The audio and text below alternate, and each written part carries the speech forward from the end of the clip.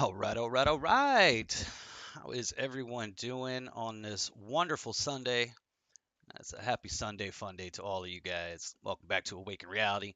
My name is Jeremy, and I hope you are having a blessed Sunday and doing great things to the best of your ability, enjoying what is going on in this world. I know that can be tough.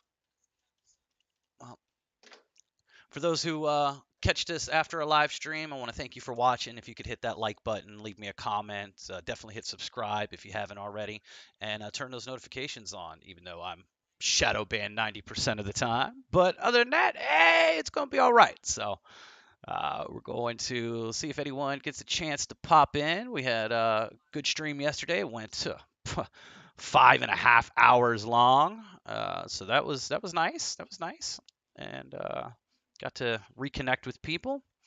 And I'm hoping to reconnect with a few more today. We are on YouTube. Hey, what up, G? I don't know if it's Giberu. I like Gibe. I just like making up names for things I don't know how to pronunciate. So I'm gonna go with Giberu because it just sounds cool. But we can call you G too. And I hope you're having a great day. Welcome back. It has been a long time. Since yet, other than yesterday, I hadn't been on since October of last year.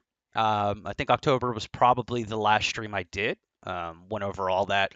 A lot of different things popping up in my life, a lot of different things happening where I had to step away.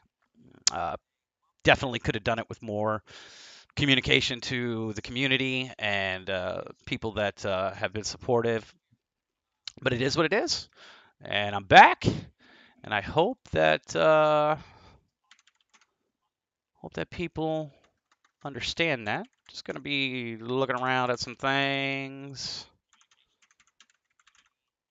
while we are hanging out here on a Sunday, because I don't know how to use a computer.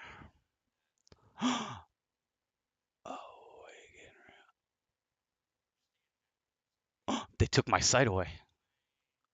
That's a bummer. Oh well. Was it net? Nope. Oh well. Well, there goes that. How you been there, G? How are things going? Where you located again? How are things out where you are?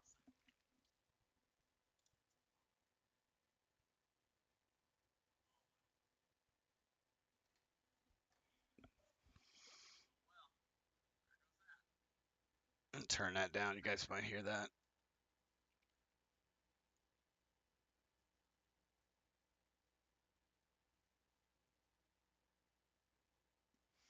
Oh yeah, let's check it out. Let's check it out together. Let's see. Let's go check it out. Let's see what we got going on here. Oh God, this stuff. I wasn't even with you guys when all this stuff was going on. What a bunch of BS. What just another distraction for people to, ignore what's really going on in the world. Here, pay attention to Johnny Depp and Amber Heard here because their lives are more important than your own. Let's pay attention to all this filth and trash. Ah, so bummed, man. Everyone was all up in arms about that. They're both stupid Hollywood pedophiles, probably. Oh, okay, that's pretty cool looking already. Is this what we're looking at here, G? Ooh, I got sound coming in. I don't think I want sound coming in right now. Here, mute. I don't want no copyrights. The unveiling. Okay, this is a 2-minute video. Let's watch it. I don't think I'm gonna get censored for this.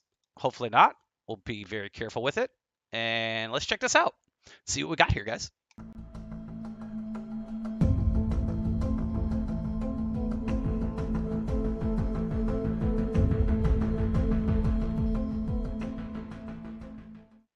Only as we near the end of our journey can we look back on the particulars of the past and see the artificiality of it all. The two perfect historical sequences, cross-calendrical parallels, obvious algorithmic overlays, isometric projections, synchronicities, cataclysm protocols, and the codified deceptions that weave it all together that we call calendars have now passed the threshold where they are subject to the laws of diminishing returns. The law of entropy and conservation of energy. The static dynamics of what we knew of as reality are quickly disintegrating as our reality tunnels are converging, some strengthened as others cannibalized in this fading holography that has now entered its event horizon of entropy for which there is no return. For the sealed, the chosen, the elect, the meek, this systemic collapse of control systems and the very architecture of reality as we know it is inside this holosphere is not bad. It is time for an unveiling, for seekers to hear and understand that the entire historical narratives are actually sophisticated program constructs that never truly happened. This is an open invitation to invite friends and family to these presentations. Archaics 2.0 launches this weekend. In Archaics 2.0, it will be shown that the past has not happened, but the future has already unfolded numerous times. I have told you often, my friend, our world is not what you think. In both the description box and the comments section below, you will find my personal email. Ask me any questions. If you have video ideas, I'd like to hear them. And if you want to donate, all those buttons are accessible below. Playlists and everything you might need, access to the gates to my websites. Cool. Oh yes, I'm gonna spend some time checking this out tonight.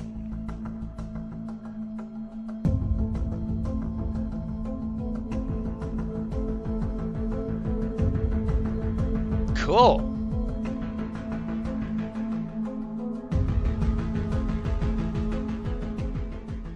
Let's scroll around and see what kind of stuff he's got going on here in his videos. Super constructions hidden in our skies. Cool. Haunted skies. All right. Our reality. Okay. Oh, heck yeah. This is right up our alley.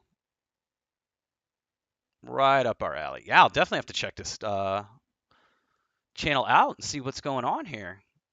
I mean, you got everything from Anunnaki to, you know, what else we got? Adam and Eve and the Serpent, Flat Earth and Vapor Canopy. Okay, all right. Yeah, absolutely. Thank you. Thank you very much for turning me on to this. I'll make sure I'm subscribed. Maybe hit that notification bell. Where are you at? Subscribe, notification, all. Good job. Good job. Heck yeah. Definitely going to check that out. Yeah, I'm excited. I'm excited to be back, learning and growing with everyone and trying to take the next step. Continue to weed through all the BS that's being thrown at us as the wheat is separated from the chaff, as they say. There was a tweet from High Impact Flicks, I believe, earlier. Let me check the notification. You're kind of John McInnes. God, fuck, that's years ago. All right, let me see here. Profile. It was a tweet earlier, and I said something. I was wondering if any of them actually replied. This is not my Twitter. That is not. That's my old Twitter. How did I get signed into this Twitter? This is amazing times we live in. How do I log out of this stuff? Twitter. More. Where's my logout? Down here. Aha! Add an existing account.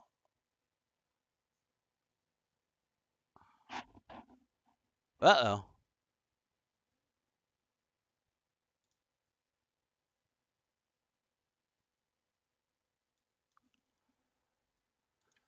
Hmm.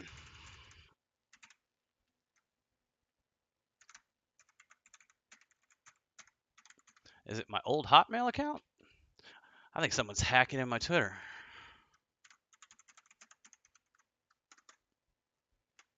Houston, we have a problem.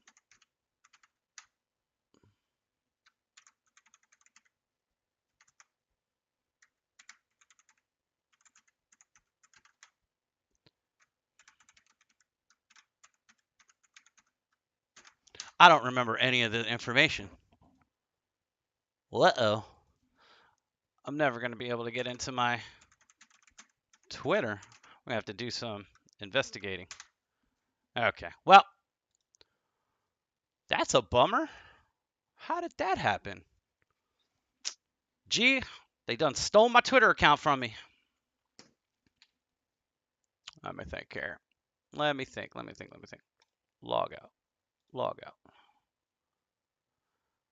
I don't want to do that.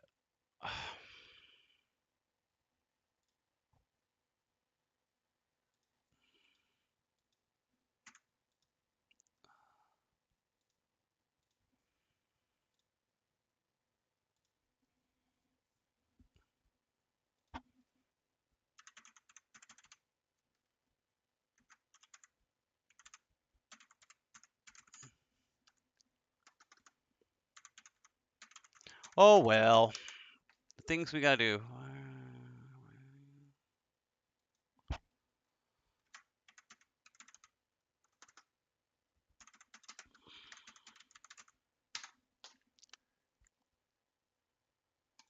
Okay, I'm done. I'll have to figure it out. I don't know what happened to my Twitter account. They done stole my stuff, man. Let me see something here.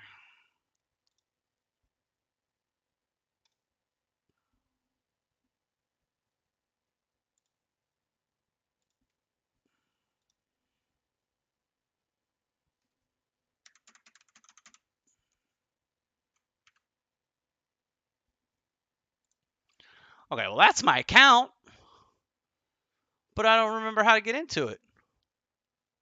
It's at RemyJSG.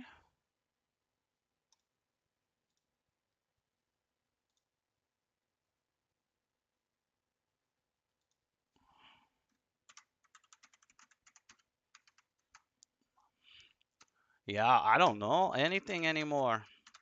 This whole stream's gonna be me breaking my computer here soon.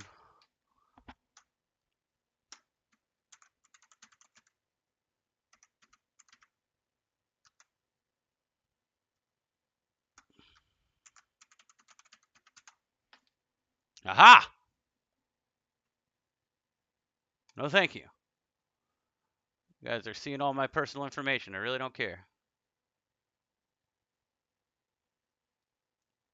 That's not right. That's not right. None of that's right. I don't know anymore.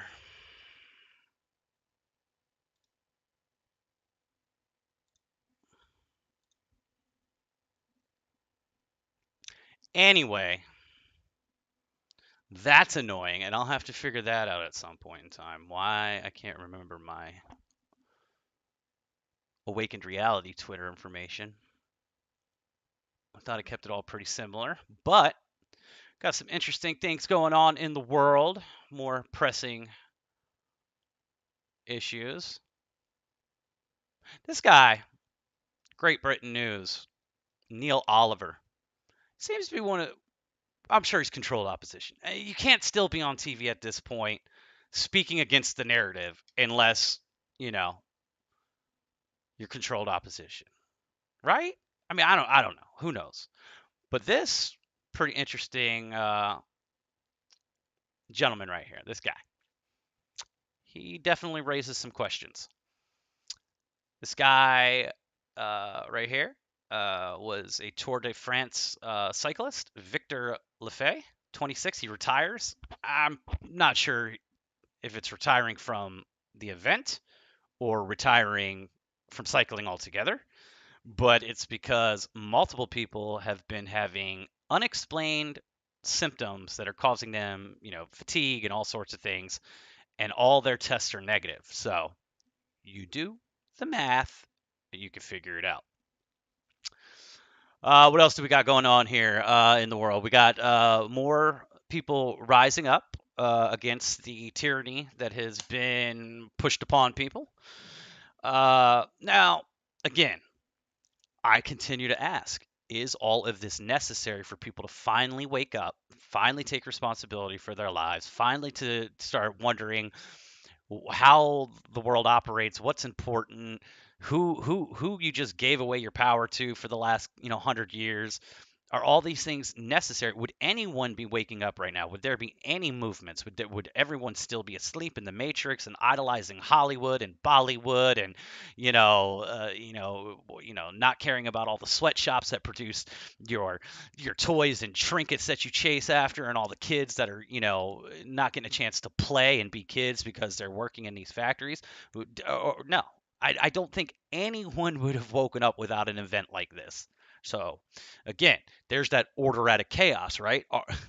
Are these people doing what they're told or what they know they have to get us actually to a place of a good life? I don't know. It's just a question. Can you have good without evil? Does the stone need pressure to become a diamond? I mean, these are just very uncomfortable questions to ask.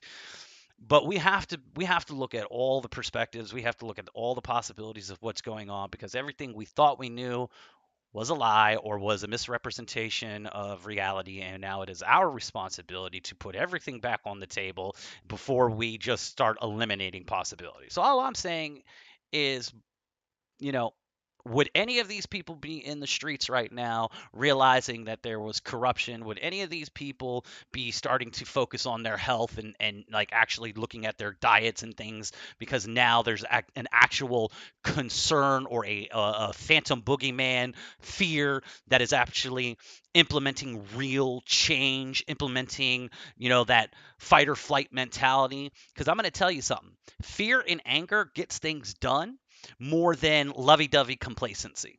And what I mean by that is, if you're scared for your life, you're going to fight for a solution, for an answer. And so society, we're raising the bar, a possibility. We're raising the bar about what humanity could be by giving them the end of the world turmoil. The if I don't do something, it's all over. If I don't make massive change, the sky is going to fall.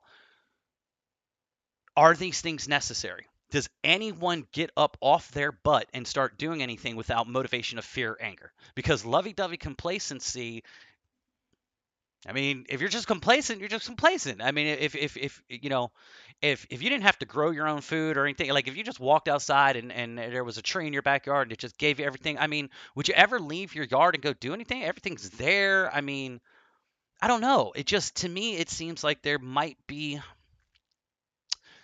something to this whole order out of chaos thing that they always talk about, and the idea of a utopia and a golden age and all that. Does it have to go through one another?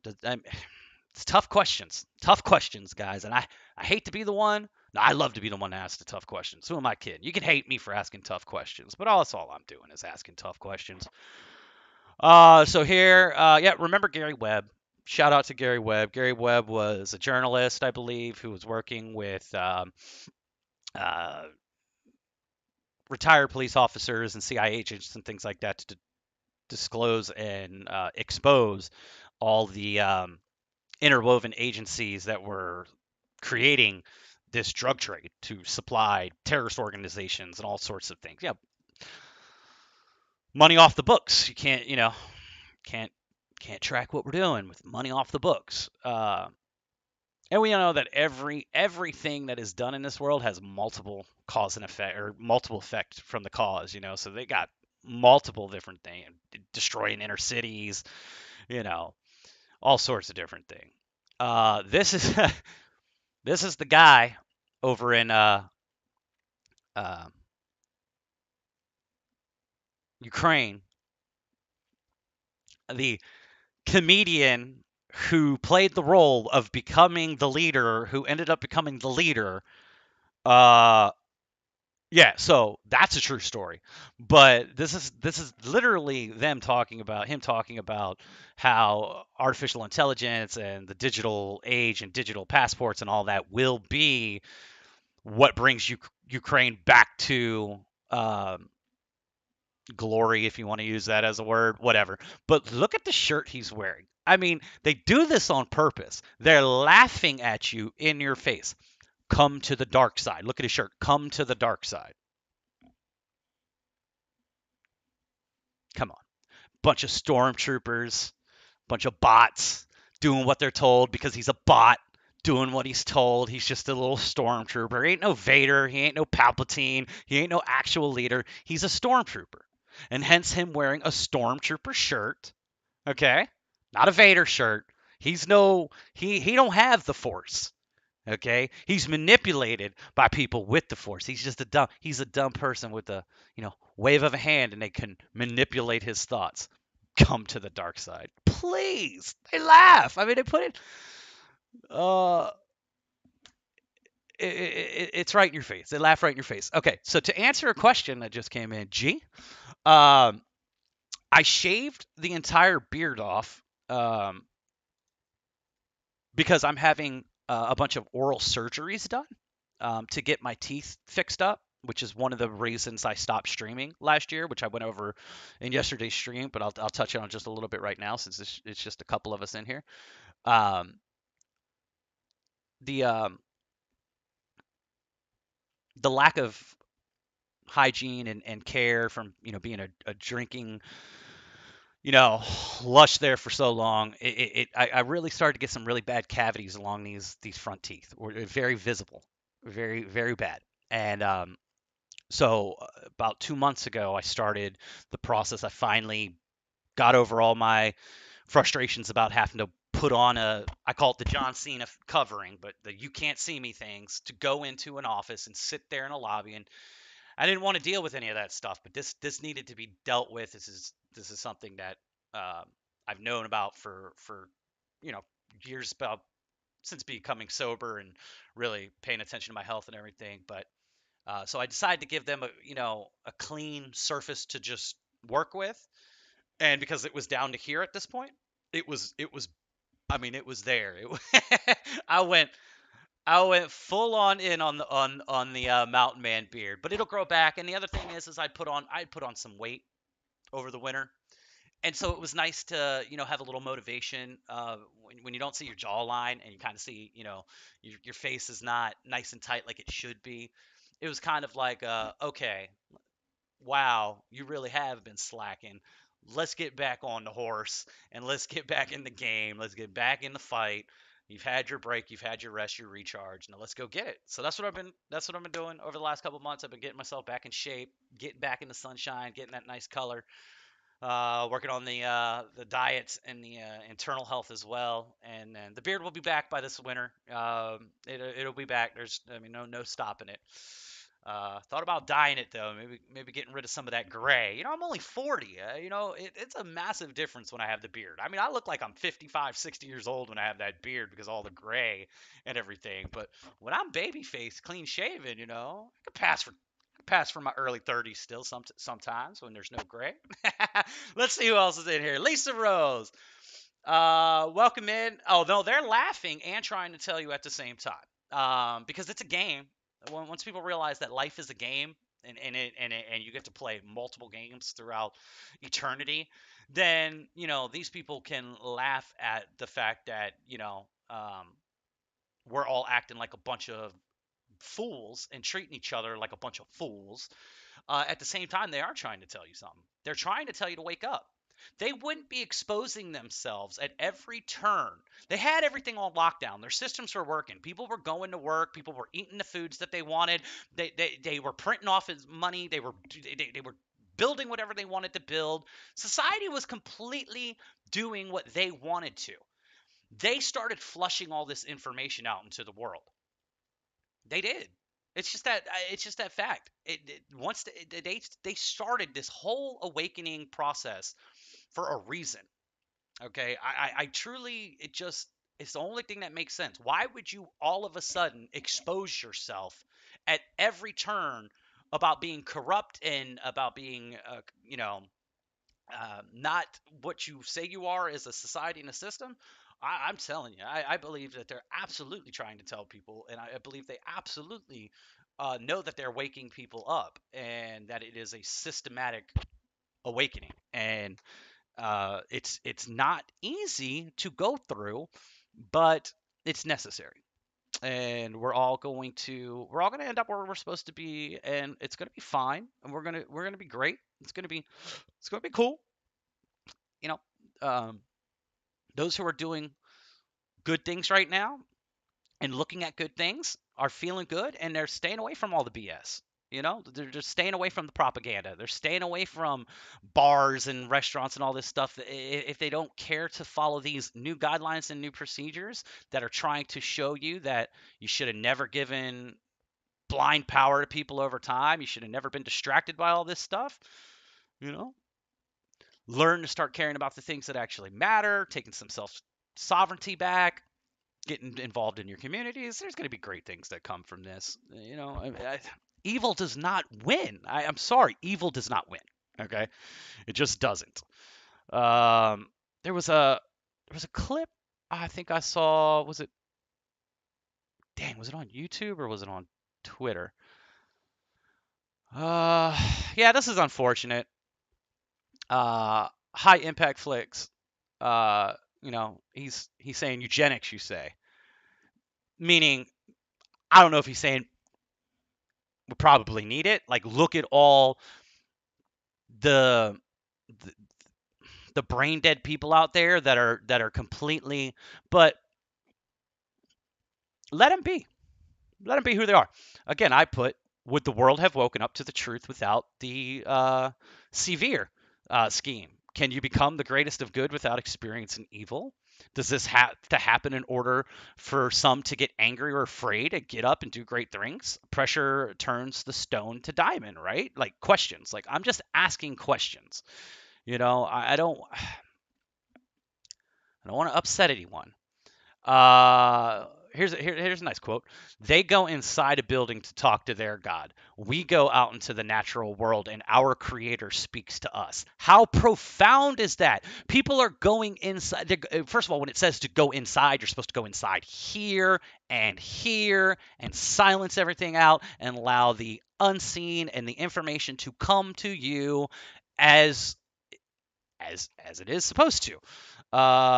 So I find it funny that people go inside their temple when this is the temple you're supposed to go in. The natives have always had it right. The natives, the aboriginals, the ancient cultures, they've always had much more of a grip on how this world operates, works, how it's supposed to be respected and worked with and instead of worked against. Um, Here's a little timeline cleanser. There's a guy with like 20 dogs running through the beautiful field into the pond because you know what you do on a hot day? You don't shelter in place and cry and scream about climate change. You go outside and you get in the lake or you get in the pool or you get in the sprinkler or river. That's what you do on a hot day. Okay, we've been doing it for millennia. What if all of a sudden now we're supposed to shelter in place and all buy electric cars so we can be told we can't leave our house because we're on a 48-hour shutdown because they decided that they didn't like the fact that we went out driving for 6 hours more last week than we were supposed to because they tell you where to go, how long to do it, where to do it, and if you don't like it, they're gonna turn your car off or they're gonna turn your phone off or they're gonna dock you some money out of your account. People are silly. What else we got going on in the world? I'm just getting started, people. This is Waking Reality. My name's Jeremy. You come on in. You have yourself a chat with us. Let us know what's going on in your areas. Let us know if you have any concerns or if you have anything you're excited about. I'm much more interested in about what you're excited about, but I'm definitely here to help you with anything you have concerns about because we ain't going nowhere. We're just getting started, people. So look, let's talk about just getting started. Here's another uprising, another protest event happening in Rome. This is Italy. Rome is falling, collapsing now, so it'll be interesting to see what happens in Italy, being that we are still under the Greco-Roman Empire. Rome never fell. It was all just the illusion, just like the illusion of freedom. That's why 99% of people work their entire life to just buy food and have shelter over their head, and that's like ridiculous because that's literally slaves got that. Slaves got a home on the plantation and got food. What is the difference? Okay? You give the illusion of choice and the illusion of freedom because we let you walk around and cross imaginary boundaries and borders. You think you have freedom, but you're still a slave to the debt system. Hello. So there's more rising going on in all over. This one's in Rome. They're taking to the streets. It's second consecutive day, uh, and you know, everyone's playing a role. The good and the bad are playing a role here for the greater betterment of our collective conscious rising and being able to create bigger and better and more majestic things in different ways. So again, there is a villain and a hero to every story and perspective, and I am a villain in somebody else's story. I know that for a fact, and I am the hero in somebody else's story, and I know that for a fact. I I hope people get that. That it is an unfortunate. It's not unfortunate. It is just a necessity. Here's a little timeline cleanser. I like to try and throw in a couple timeline cleansers while we talk about some of these more pressing issues or downer issues. If you don't really understand what's going on and you can still buy into like the fear. This is animals of different species sharing food, not fighting over a roll of toilet paper. Okay. Hmm. Sharing food. But we're the most evolved species on this planet. We are the most evolved species. Yeah, okay. Keep letting nature and animals prove you wrong.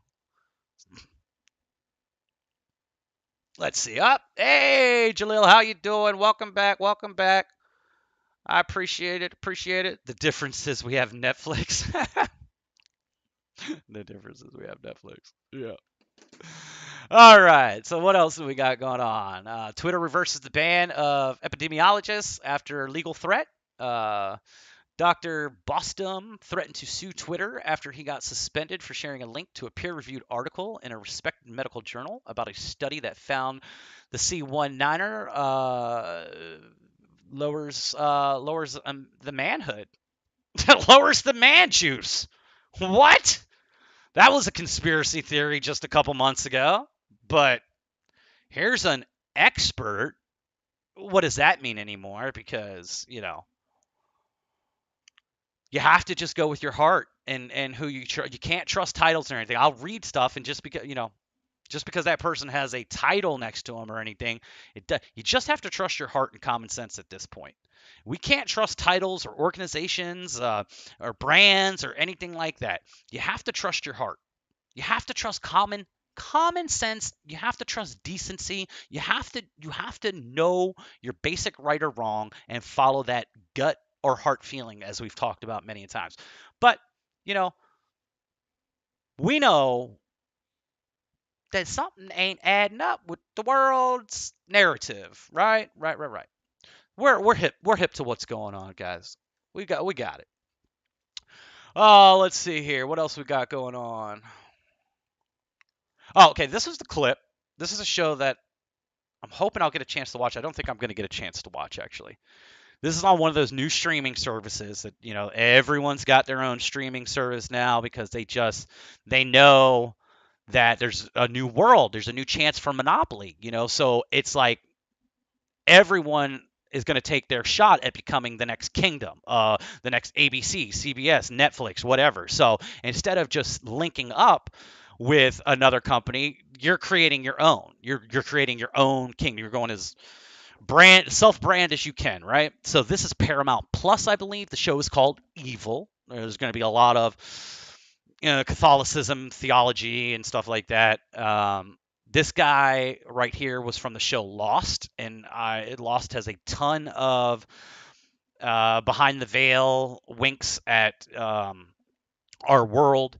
The show Lost, there's a reason certain shows become big, big hits. It's because they're connecting with a part of your subconscious, a truth within you that is connecting with, I hate to use the word global, but a worldwide scale.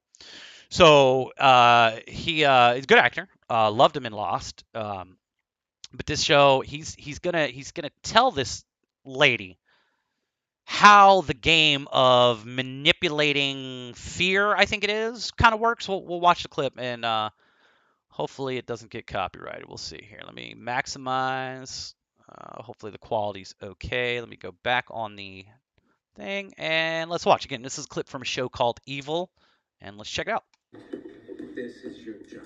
You're to keep the people doom scrolling, keep them glued to their computer so that they're reading about the new political fight or the economy or global warming, plagues. So we control plagues. No, the Father below controls plagues, but we control how people react to plagues.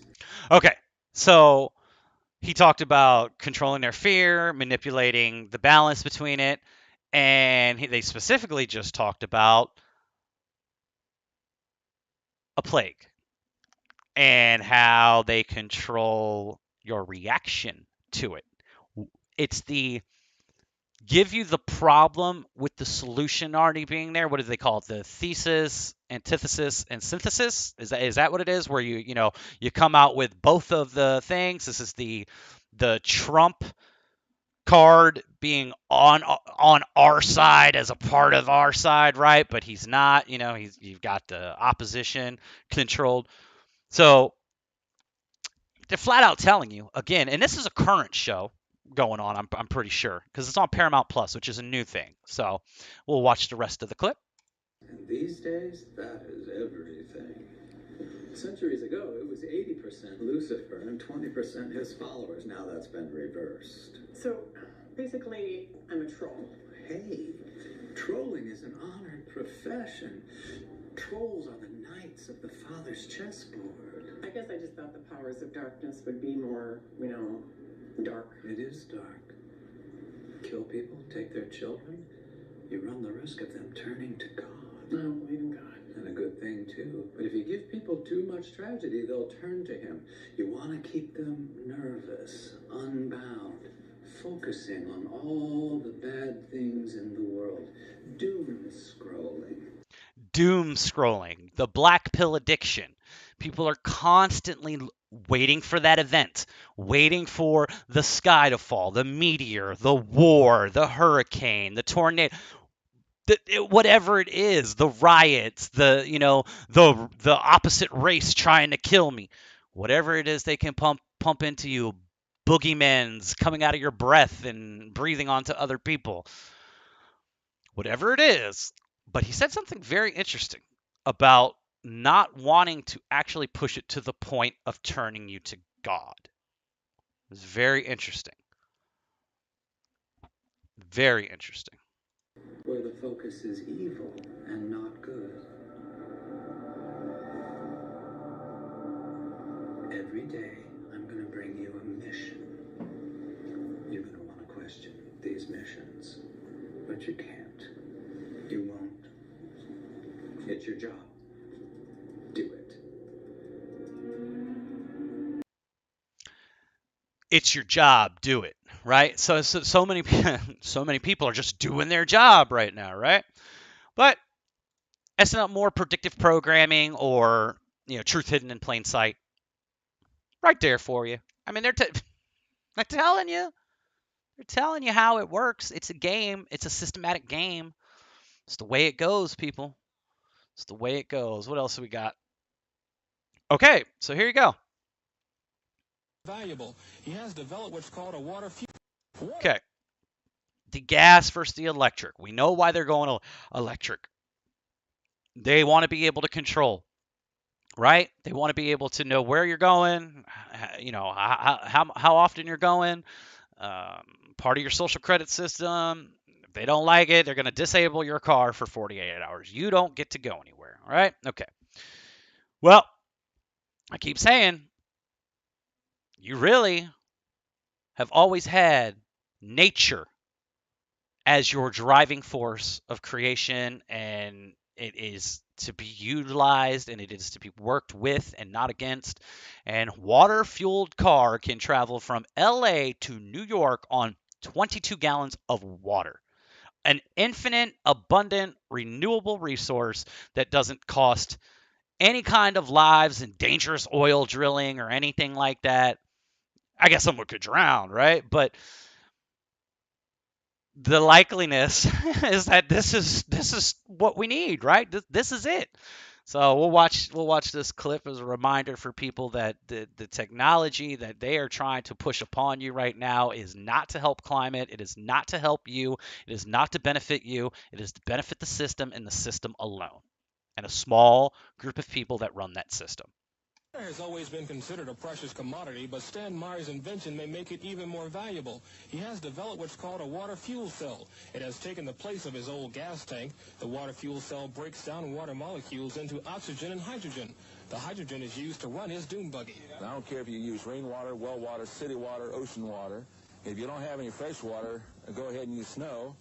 If you don't have any snow available to you, then use salt water because there's no adverse effect to the fuel cell. Meyer started working on this project 4 years ago. He's not a scientist. He isn't even a chemist. In fact, he never graduated from college. Myers was determined, he says, to design something to protect this country from oil embargoes. And we have calculated that if we take the dune buggy from Los Angeles to New York, we would roughly use 22 gallons of water. The Pentagon flew a lieutenant colonel in last week to look at Meyer's invention. There's talk of possibly using it in the Star Wars defense program and to run army tanks. The Star Wars defense program. Oh my goodness. Oh my goodness. Yeah, so there it is. I'm sure that guy's dead. If that's the same, if that's not the same guy, it's the other guy who had the water engine. This definitely looks like it's probably 15, 20 years old, just based off of the clip. But I like how what do you say? Never, not a scientist, not a chemist, and dropped out of college. I would put money on the best inventions and the greatest inventions and the most innovative things in our histories. I would say 85% of them came from people who didn't have a college degree, because the college degree is more indoctrination. It's not teaching you creativity. It's not teaching you to tap into that magical force of the universe we call the Aether. So it's not shocking that he dropped out of college. All the greats drop out of college. Didn't Kanye West name a whole album "The College Dropout"? Kanye. He's going to be greater than Walt Disney. Don't you know, people? Kanye's a character. Good Lord. So we got more protests in Spain as well. We saw the protest in Italy going on. We know about the Dutch, the German, Netherlands, all protesting, coming together, pushing back against the climate guideline restriction mandate scenarios that are being implemented. And I tried to tell my dad about this, and I told him, I said, what's next is the climate. And he looked at me, he said, no, stop, da da da da. And I'm like, I don't even want to go show him this stuff about what's going on with the idea of climate IDs and climate lockdowns and all this, because I'm just like, dude, I tried to tell you. I'm gonna shatter my old man. I'm not going to play this clip right here, because this clip will definitely get me into some trouble, probably, whether it's copyright or misinformation. But this person right here is giving some detailed information about the phases of Poke 1, Poke 2, Poke 3, Poke 4, and what it's going to do to T cell counts, white cell counts, things like that. Very, very, very important information if found to be true. I think we know more than likely it's probably accurate. This is an interesting thing that I came across.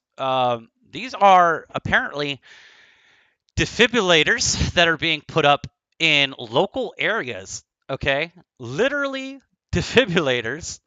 Okay, if this is a real thing, I don't know if it is. I can't really confirm or deny. I know there's an emergency phone there to call, but I don't know how it works. But if this is right, and people can do their own research, it says all over the UK since 2021. Okay, so this isn't something that started before 2020. 10,000 plus network. Okay, you got that condition that's occurring all over the world. It starts with a my Sharona. I don't. It's not my Sharona, but it's something that starts with a my and might have an itis or something at the end. But it couldn't be linked, right? That side effect to the heart couldn't be linked to why all these things are being installed everywhere, right? It's not like they're preparing for a bunch of issues to suddenly start happening over the next 2 years.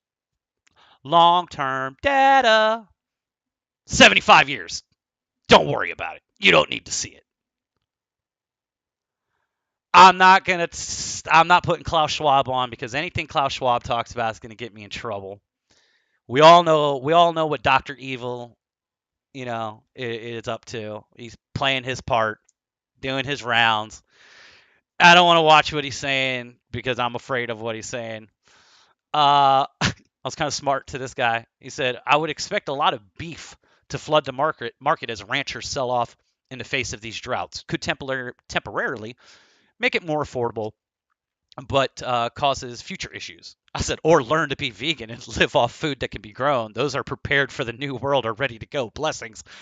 I just trying to throw out some suggestions, people. You guys are so concerned about meat and dead animal and the taste of flesh instead of just going in your backyard and starting to grow some food and saying, I don't need to worry about that. I got food right here. Like, I'm sorry, but like people that have been awakening through the process of like self-sovereignty and health and all this over the last, couple years or decades or whatever, they're not as freaked out about everything that's going on right now because they're prepared. They've been preparing. Last I checked, veggies need water, so not sure how this comment is relevant to a drought. Also, I grow most of my own food, so this won't affect me. Just warning. Okay, well that's good, but a drought, yeah, a drought is a drought, but that's why you just need to start. I said having 3 months of canned goods, guys, and some bottled water, and you can get tablets from like the hunting section, camping section at like stores, these purifying tablets that you can get. So if you did have to go get like rainwater or like water from a creek or something like that, you could filter out some water. But again, I knew I was kind of like just commenting on somebody's tweet. Just throwing out some stuff there. I'm so tired of the people complaining about we're not going to get to kill all of our animals next week. They're going to make us kill them all today, and we're not going to be able to give you the food. I'm like, I don't want you to kill the animals this week or next week. I want you to leave them alone. Period. But that's just me. Let's see here. What do we got in the chat? Sorry, I got to look at my phone to see the chat here, guys. So I'm just going to take a peek here. Deagle population projections for 25. We're no longer a mister. Yeah, well, I mean, the depopulation, we'll see. We'll see. I don't know how much they actually want to depopulate it. I don't know how much of it is fear with sacrificing a few and pumping out a bunch of more scary numbers and scary scenarios to get us to achieve something, or if there are, really are tons of people that are about to die. What I do know is that it confuses me with them wanting worship and them wanting idolization and them wanting slaves. They're not going to get that satisfaction from AI technology. There's no forcing your will upon another conscious being when it comes to a robot that is programmed to do what you want it to do. So I'm not sure how much they actually want to depopulate. More or less spread fear, calling the herd and maybe separating the wheat from the chaff. Maybe some people are being sacrificed. Maybe these people came down willingly to be a sacrifice because let's say we all come from somewhere else and we're all existent before and we decide to come in here into a human form. We carnate, but we agree to things up there. Like, I'm going to come down here and I'm going to play this role so all of us can get to this point. I'm going to play my role. I'm going to play my role. I'm going to play my role. And I wonder if the reason all the bad people have all the toys and the fake, the money and the lavish life is because they're suffering doing all this evil, that they have to have all these toys and all these distractions just to do their job to get us to rise. Again, it's a question. That's it.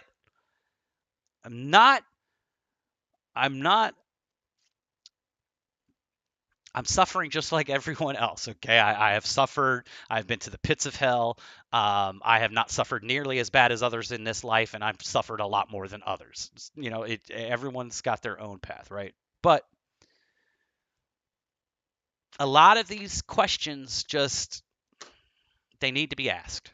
They need to be asked. Let's see. What else do we got here?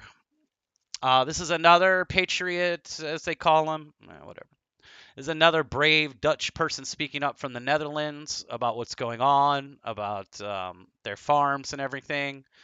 Let's see what she has to say. I can't remember what she had to say, but we'll check it out. We'll see. We'll give her a chance. This is my hometown, folks. This is what we stand for. We stand united with the farmers. They want to disown the farmers from their property. You know what it is when you don't have a property anymore? You got children. What do you do with your children? You want to become a farmer. So please stand up. And also the farmers, we get our food. Everything comes from the farmers. So when no farmer, no food. Please, please, please, I beg you, wake up, wake up. Don't let this go down as many people go dead or something else, or just please wake up. Let the world show what's going on right here. It's no good. The agenda from Klaus Schwab, the 2030 agenda, this is rolled out. It's nothing to do with disown your own folks. It's terrible. Please wake up. Buy the lands so they can put factories up to grow food inside artificially.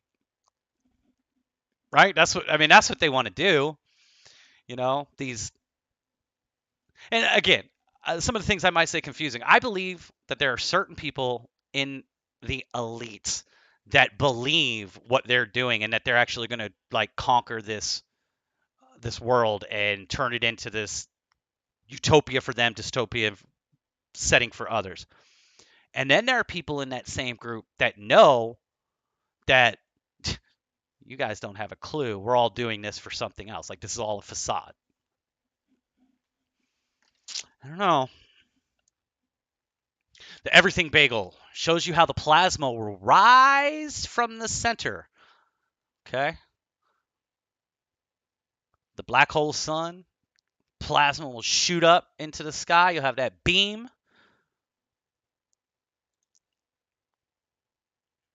The sky is falling. The sky is falling. Chicken Little. Let's see here. All right, let's see what we got here. I can't remember what this one is.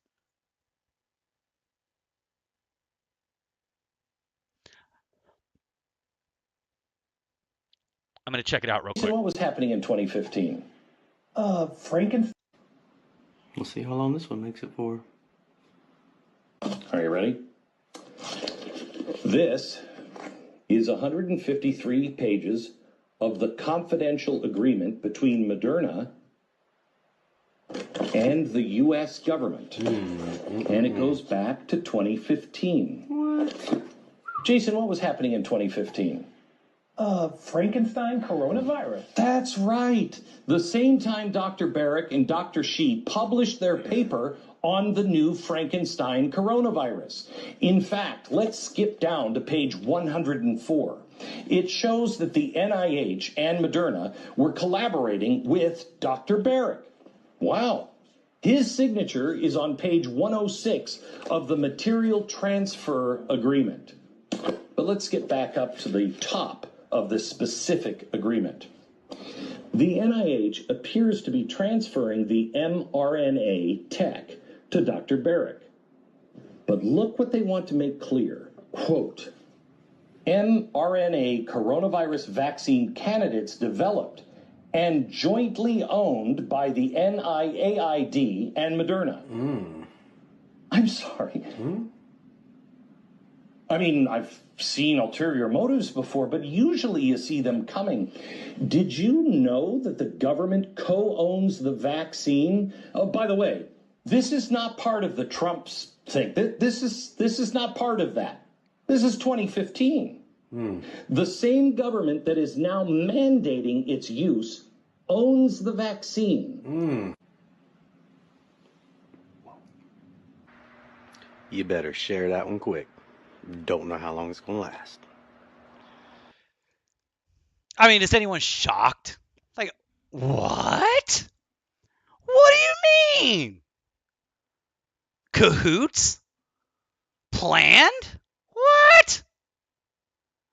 CBS Health Watch sponsored by Pfizer. Anderson Cooper 360. Brought to you by Pfizer. ABC News Nightline. Brought to you by Pfizer. Making a difference. Brought to you by Pfizer. CNN Tonight. Brought to you by Pfizer. Early Start. Brought to you by Pfizer. Friday night on Aaron Burnett Out Front. Brought to you by Pfizer. This Week with George Stephanopoulos is brought to you by Pfizer. This weather report brought to you by Pfizer. Today's countdown to the royal wedding is brought to you by Pfizer. And now a CBS Sports Update brought to you by Pfizer. Meet the press. Data down. Okay, so after seeing that clip and all those let the bodies hit the floor going on, it makes more sense why you have that being installed all over the UK, right? Interesting. They could put one of these next to every one of your Tesla supercharged stations, you freaking morons. Freaking morons.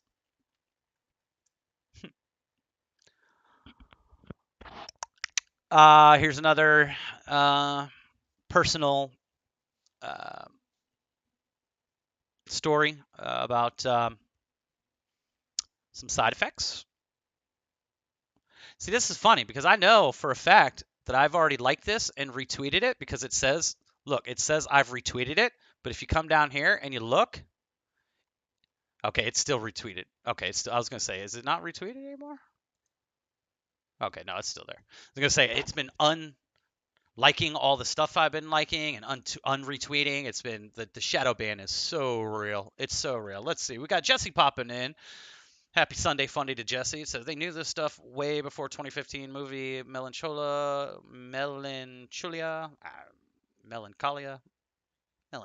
Yeah, that sounds right. Has all the info along with the CV trail in the trees. I'm going to have to look up that movie. I think you mentioned that yesterday. Welcome back, of course. Yeah, I'll definitely have to check that out. Yeah, no, I mean, this stuff has been, they've done this before. This is not new. There's nothing new under the sun. Okay?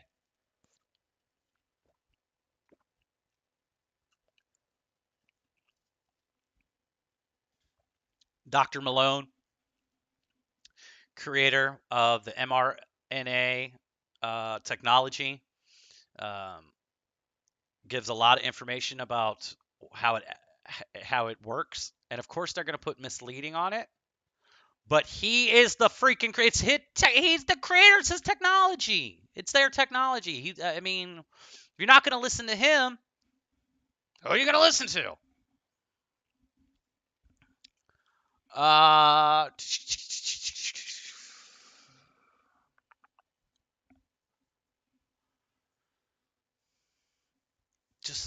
Just some stuff. Oh, let's see what this. Do I want to play this? Is this doctor going to get me in trouble? Let me see what he's talking about. It's the first time dangerous, without a doubt. And just not being acknowledged. I know GB News did a thing on vaccine injury yesterday, but it's the first time really. I can tell you firsthand, having spoken to many vaccine injured, you know, there's some horror stories to be told, and they're just not given a space. They're just ridiculed, shunned, put into the shadows of society as if they don't exist. Likewise, the doctors who speak out about it. So it really is dark times, and yeah, just giving you this video to give you an update. So all the best, everyone. Take care and keep up the fight. Keep telling the truth. One stop jab is worth all the effort in the world. So all the best. Take care.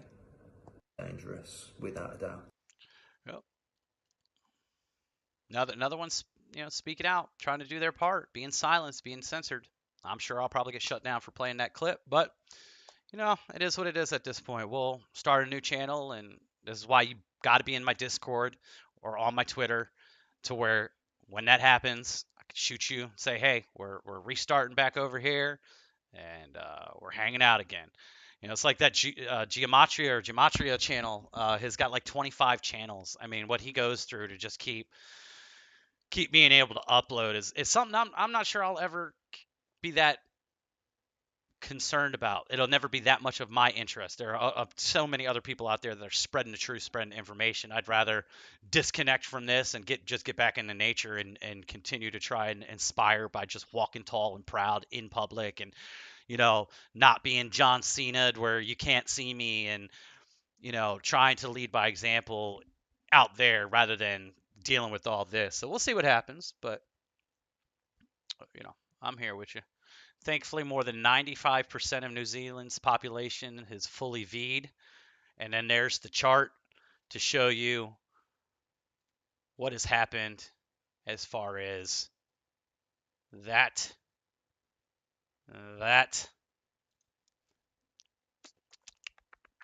Again, numbers on a screen. Take it for what you will, one way or the other, So let's see what the vice president has got to say. This Delta variant, it spreads faster, and it is in many cases reported to be much more serious in terms of its impact. And the vaccine will protect you from it. And here's how I know.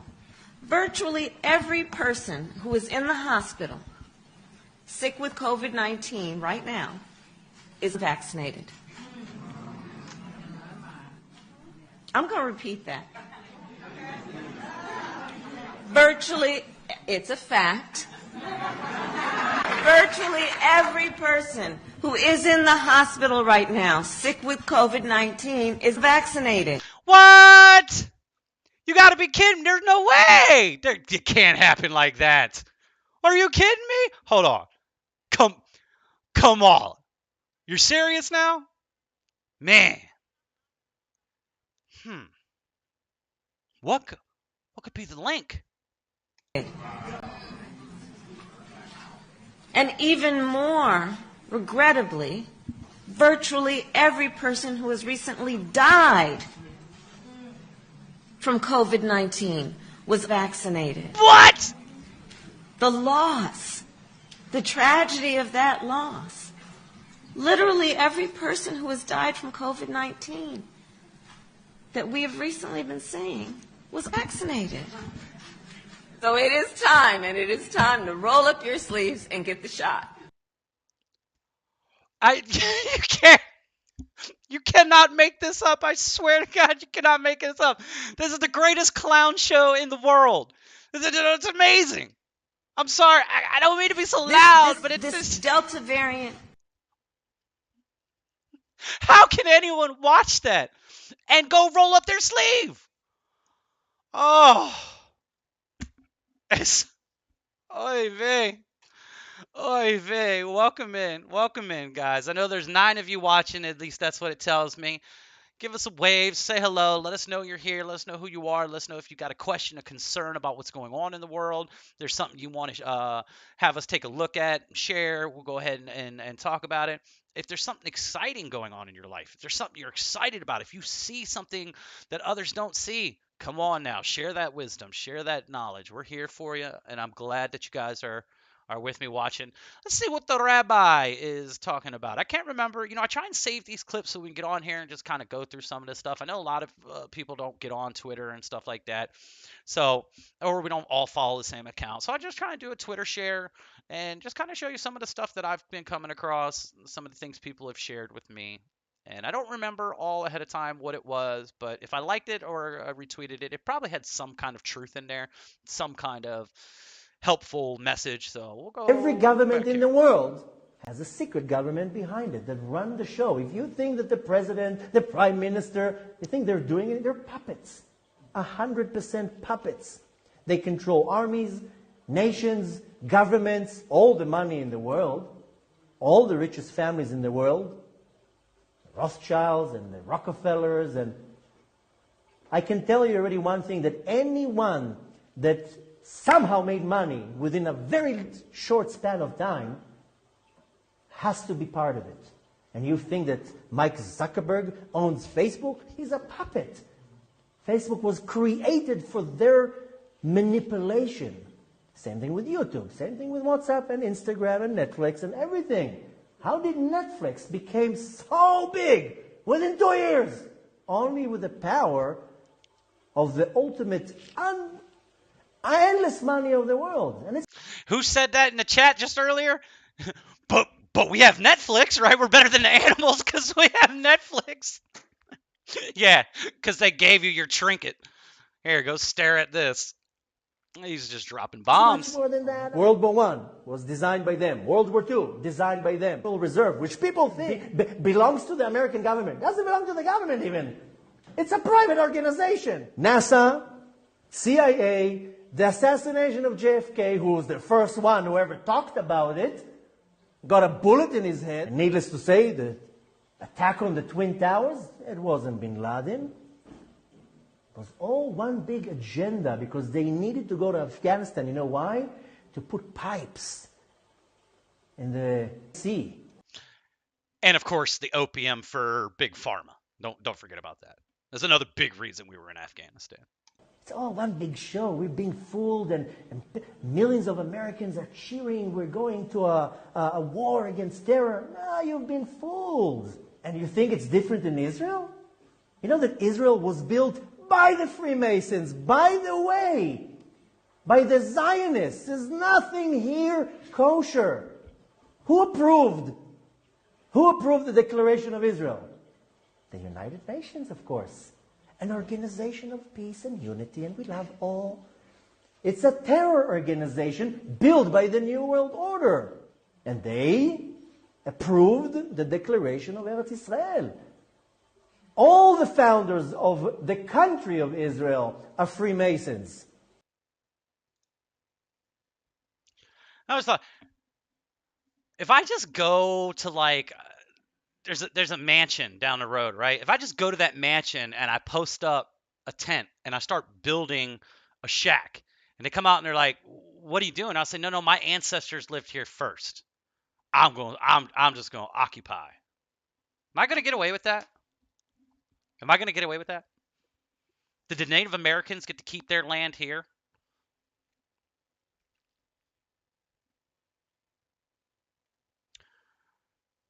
Some more clips of the farmers. The Spanish farmers have begun protesting, joining in with the Dutch, the Italian, the German, and the Poland patriot farmers. See what I'm saying? See how I'm liking it again? It's crazy. Or no. I know. Okay, I know what's happening right now. That's right. I'm actually looking at it from another account. But it does still unlike me all the time on my actual account. You don't need more motivation. You need commitment and obsession. You need discipline. And that is one of the most accurate statements. You can only get so much motivation. Like, the universe is ready to cheer you on, but you have to take a step. And then you have to become committed to taking the next step. And then you've got to become obsessed with the next 1,000 steps to reach your goal, to get to your finish line. It's discipline and obsession. It is required to accomplish anything worth doing. Here's a cartoon of Billy G. Let's just watch the cartoon of Billy G. I'm all in. Position of power and Let's influence over society. Hello, useless eaters. As your unqualified, non-elected global human health overlord, I'd like to take this opportunity to flaunt my position of power and influence over society and share some of my plans for you and your future. When I amassed my fortune in computer software, I demonstrated that I was willing to lie, steal code, cheat my partners, and exercise monopolistic control to destroy my competitors. Now that I've retired, I can rebrand myself as a humanitarian. With my for-profit foundation masquerading as a charity, I can advocate for population reduction and sponsor mass human experiments with unproven vaccines in vulnerable populations. Like my father, a powerful banker, eugenicist, and Rockefeller crony himself, it's always been my ambition to decide who lives and, more importantly, how many have to die. Whether it's under the guise of climate change or world health, it's really all about controlling and culling the human herd for fun and profit. In November of last year, I hosted Event 201, a war game simulation of a global pandemic. Leaders from private corporations, global banks, governments, and the media got together to strategize ways they could align in lockstep when responding to a worldwide health crisis. Using a coordinated campaign of fear-mongering, intimidation, social shaming, and economic blackmail, we realized that we could get around dangerous philosophies like individual liberty and national sovereignty. With an obedient population, we would be free to implement our own top-down solutions, like forced quarantines, social distancing, contact tracing, and mandatory testing, as a means to seize technocratic control of society. Now imagine my excitement when we had the opportunity to declare our own global pandemic. It was my chance to look like the Nostradamus of public health and to position myself and business partners like Dr. Fauci as the de facto authorities on response and solutions. Through exaggerated doomsday scenarios and computer simulations, our petty control freaks instituted harsh rules and draconian. Pretty funny. Pretty funny. Hello, useless eaters. Hey, you go back to being paused. Let's see here. What else we got here?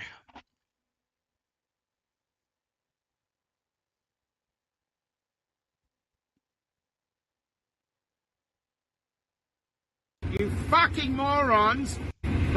This guy's got some salty language or some foul language coming in, but, you know, again, what did I say? I said fear and anger gets shit done. Okay, so maybe there's a reason they're getting everyone pissed off and scared so we could go out and accomplish some great things in this world. I don't know. It's just a theory. Fuck's sake, how long is this going to fucking take until you people wake up to try to enslave our kids? You fucking morons who are out there fucking saying everything's okay, this is fine. That's not fucking fine. That's not fucking fine. If you can't wake up for yourself because you're a complete fucking coward, then wake up for your kids or your kids' kids. We're a free country. A free country.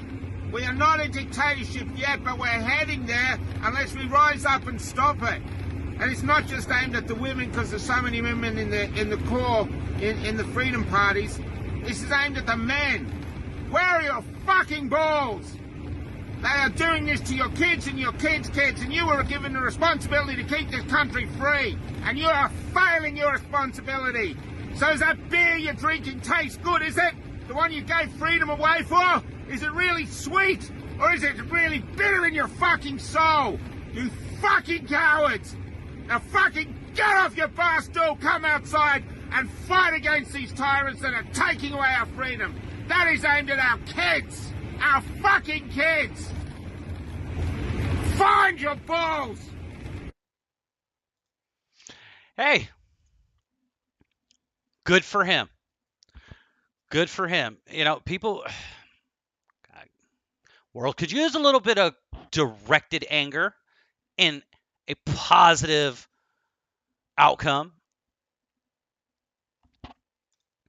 So, Nick Hinton, Nick Hinton, again, great at cataloging a bunch of the different conspiracy theories or rabbit hole topics going out there. But he said, is the beast an artificial intelligence? Of course it is. It's the AI Satan. It always has been. It's returning to its climax and exposing itself, and then there comes an electric charge from the sky to destroy all electronics. Maybe. Yeah. Theory. MCO. Psh, plasma apocalypse. The giants of our past. I mean, look at the architecture. Look at the doorways. Look at some of the giant steps that have been discovered. Of course there were giants. It doesn't make sense to have doorways that are 20 feet high, 30 feet high, and, 10 feet wide. Ceilings that are, 100 feet up. I mean, come on now. Makes sense to me. But then again, I'm a conspiracy theorist. No, a conspiracy realist, and I don't know anything about anything. I'm just here to hang out and talk with you guys. Have a little bit of share time. This is one of those cleansers. I put a cleansers in. Occasionally, I like to just have a random act of kindness, compassion. This was really cool, man. They're performing CPR on a mother elephant and at the same time getting the baby elephant out of harm's way. The unfortunate part about this is we shouldn't be invading their natural habitats. There shouldn't be construction anywhere close to where these beautiful animals call home. But they end up saving both of them. To get past it all, there's a clip so you can see your happy ending. And they did all that for the animals. Not to slaughter and put them in your oven or frying pan, to let them walk off and go live. Yeah, I'll let you guys watch that one on, you guys can go to my Twitter feed, Awaken Reality. I gotta figure out how to sign into my other Twitter. I gotta remember what my account information is. That's gonna suck. But, there are certain things I don't want to play. I've already probably pushed the limit today. Probably going to get a strike or some BS, but I'll still try and play it a little sly here. Orange sky this week, green sky last week, red sky next week. Yeah, I wonder if I can. Yeah, look at all these. Look at the orange skies, man. I mean, crazy stuff going on in our atmosphere, right? Crazy stuff going on in the atmosphere. And these are the orange skies. A couple days before that, in another area, there were the green skies. I don't know if anyone saw that. I'll see if I can. Let's see if I can. Green sky. Boop. A rare green cloud that appeared in the sky over the United States. And then there was some more. Oh yeah, this. The Georgia Guidestone bombing, Supreme Court wins, chimp out in the Netherlands, green skies in South Dakota. That's what it was. And I think this was July 6th, so that was a day after CERN did their Large Hadron Collider, whatever it is, the Hadron Collider, whatever it is. That was the day after, right? So conspiracy theorist, do what you will with it. Do what you will with it, right? Yeah, going back to Tartaria, however it is. I mean, just look at the designs, look at the architecture, look at the beauty to the things that we used to create, and tell me we're at our apex right now. We build straight, boring glass metal buildings, and we have no beauty to anything. There's no beauty in America. Anything that has any beauty in America was here before we took over, or before the last reset. We don't build anything beautiful anymore.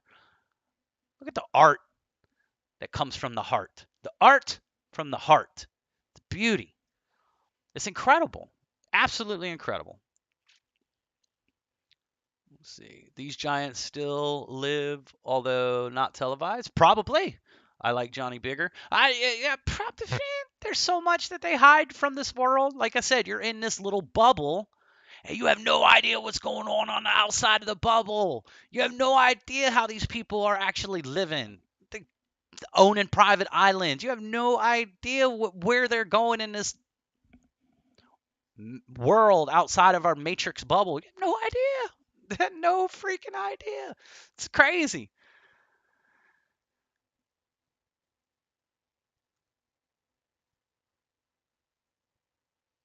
At this point, you can either do what's right or listen to the government. I commented, I said, being tested and evaluated on how we treat ourselves and others during these trials and tribulations. Where you go and end up is dependent on the actions you put forth. Time to break on through to the other side, the doors. People are breaking on through to the other side. It's happening, okay? And a lot of it's because of what they've seen over the last 2 years, and it's all a test. Are you gonna crush your hard stone and turn into a shining diamond? You're gonna sit there and rot some more. Blame everyone. Let's see. Okay. It says MCU, the Marvel Cinematic Universe, Fantastic Four be like, Ben, your transformation could not be caused of cosmic rays like we thought. What do you mean? You were actually bitten by a radioactive stone is the joke, right? A Spider-Man joke, right? And I said, nah, they'll blame you know what, and invent some super cosmic needle to give him the almighty savior of everything. I'm such a jerk. But it's true. They'll push the propaganda in anywhere they can these days. I talk about this all the time, guys. Breathing is absolutely essential to life, obviously. The minute you stop breathing, this avatar that we are occupying stops operating. So deep conscious breathing is one of the most powerful keys to enhancing physical, mental, emotional, and spiritual well-being. There's a guy we've talked about on here before by the name of Wim Hof that teaches breathing exercises, how you can actually get intoxicated through breathing. You can have, psychedelic encounters through breathing exercises. Breathing is absolutely the most important thing that we should be aware of. Our breath, being in control of it in the moment, focused on the breathing and really allowing the mechanical things to just happen, allowing the avatar to kind of just do its thing, and it really does happen that way. Like, you can just let the motor skills kick in by focusing on the breathing, and life is much better. You don't have all the anxiety and everything. Your hands aren't shaking while you're trying to do stuff if you're focused on the breathing. Breathing. Very, very, very important to be in control of. Be the king or queen of your breathing patterns. This little tweet I came across: Stephen King, in America, the war against it is over. Blank one, if this persistent and dangerous disease mutates into a killer strain, God help us. And I told him he's still not a scary writer. He's trying to scare everyone there. He's still not a scary writer. And like I said, we talked about his show that I'm watching or his book that was turned into a show he's an executive producer on. It's called Under the Dome. His whole catalog is all about the Matrix and how this whole illusion, just, you have to look into it. There have been people that have done decoding on Stephen King's work. Had to remind us. She said, "Why people test me today?" I said, because we're always tested before we're about to do something great. Stay balanced, focus on you. Go do something great. And it's true. The devil always comes for you when you're about to accomplish true greatness. And what that means is temptation. Temptation to react in a certain way is going to present itself when you are about to hit that apex, that climax of your goal. Okay? That's going to happen. It's going to happen. Talked about this next tweet. This was a conspiracy. This was a conspiracy just 2 years ago. Pay with just your palm. Amazon One. Fast, convenient, contactless, sign up here. It's already here. It's already happening. Whatever they're going to put inside you was a conspiracy theory just 6 months ago. Last year, conspiracy theory. Oh, they're going to microchip you. Oh, my God. Everything we say turns out to become truth and reality. Go figure. Go figure, people. Here you go. Look at this. You don't need your card. You don't need to. Face recognition payment in China. This is something that will scare a lot of Westerners, but this is a norm in China now. You don't need your card. You don't need to bring your phone. You just need to scan the item you want to buy, and the machine will scan your face. Then the money is deducted from your Alipay or WeChat Pay. That is so convenient. Face recognition payment in China. So convenient, because pulling the card out of your back pocket and touching it, because these days you could just touch it these days or swipe it, that was so exhausting. It was so hard to do that I fought myself to go to the grocery store because I didn't think I could handle, after picking out all my groceries. I can't reach into my wallet or my handbag or my purse. I can't do it. I can't do it. Just scan me up, Scotty. But again, this system exists in in the largest country in the world, right? The largest population in the world, which is what, 1/3 of the entire world's population. So if 1/3 of the entire world's population is already living in this reality, what makes you think it's not coming your way? Questions. I'm asking questions, guys. Okay, let's see what this next. What was this next one about?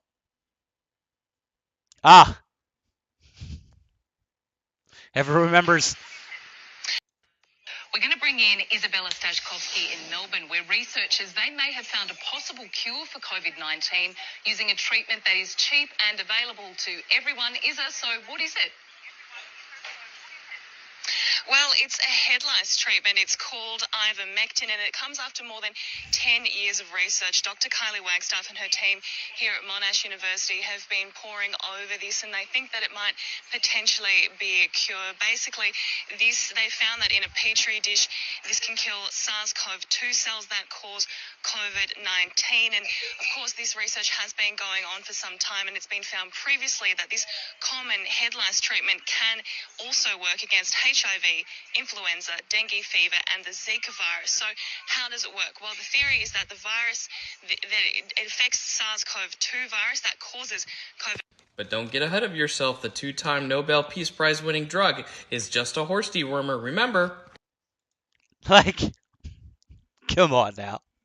Come on now. But that was, it was a conspiracy. And at 10 years of trials, unlike what's going on right now being the trial, that had 10 years of previous trials. They already had the data. And yet they still flamed anyone for even thinking about mentioning it. Crazy, right? Let's see. The next thing we got here. Oh, yeah. Guys, I talk about grounding all the time. Get those vibrations, get that energy flowing through you, the electromagnetic energy, get it to flow from the earth through you out. Get that toroidal field flowing, baby. Get it going, okay? Go stand in some grass, people, or in the dirt. Do it.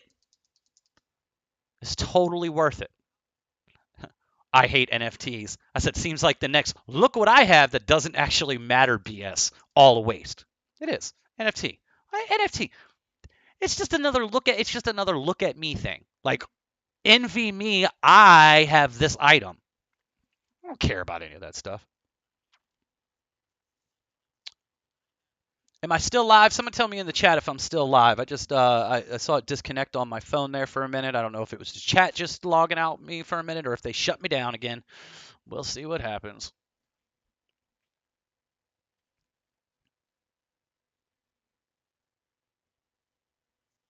Making a loveless, touchless world. Yeah, well, that's what AI is, right? And if they're the one, if the AI is calling the shots, if there is an AI computer that is giving them their game plan, telling them what to do, it makes sense. Yeah, he was the father of the V, remember? But he's the hero. I wish all the injured healing. Yes, I do not hate them for the way they were programmed to hate the un-V. Absolutely. I get it. That's why I'm not getting involved in the protesting or the fighting or the begging or the arguing anymore. You do what you feel you need to do. At this point, 2 years in, all of the information is out as far as the concerns. The battle lines are drawn. You know, the propaganda is pushed on every outlet it can be. You're either awake or you're not to what's going on at this point. I mean, it's almost 3. We're going into 3 years in a couple months, actually. December would be 3 years. I don't have any ill will to these people. Do what you're going to do at this point. Okay? Do what you're going to do. I'm done with society. I'm ready to go start over in the woods, and go find a new piece of land, go get on a boat and sail and go be Columbus and discover a new land and treat the indigenous people with love and respect and just, you know, can I come live with you guys? I'm not going to fight to hold on to this beast system society and believe that we can change it from within. Let that whole damn thing crumble to the ground. I don't care about any of it. I don't blame any. I don't have any ill will to these people. I'm done. I don't mock them. I feel empathy for them. I feel thankful for them, because if it wasn't for these people, okay, that are going and taking this V and having these things happen to them, more people would not be waking up. So these people are sacrificed. Okay? And again, that's that whole idea. What if they came down knowing that they were going to sacrifice themselves? Like, we all come down with a game plan. We all come down and agree to play our role, to play this game. What if they came down knowing that they were willingly going to be the sacrifice? That they were going to come down here, lose their consciousness, play the game, and that their program was going to tell them to go this path. And that they were never going to wake up. That they were going to be an NPC character to wake you up and to sacrifice their life by taking these experiments to wake you up. Because if nobody was taking these experiments, would this great awakening be happening? If there wasn't loss to create the anger or fear that motivates people to get shit done, would anything be happening? Remember, every single one of us leaves this freaking avatar. And it's all tragedy when it happens, and it's all mourning and loss for somebody else, and it's going to happen to every single person. So I'm not diminishing the fact that people are leaving this realm and this reality. Okay? I sympathize and empathize with every single person's emotional trauma that they're dealing with by losing somebody or getting injured. But none of the other things that are happening would be happening without those things. That's just reality. And that is why we are awakened to the reality.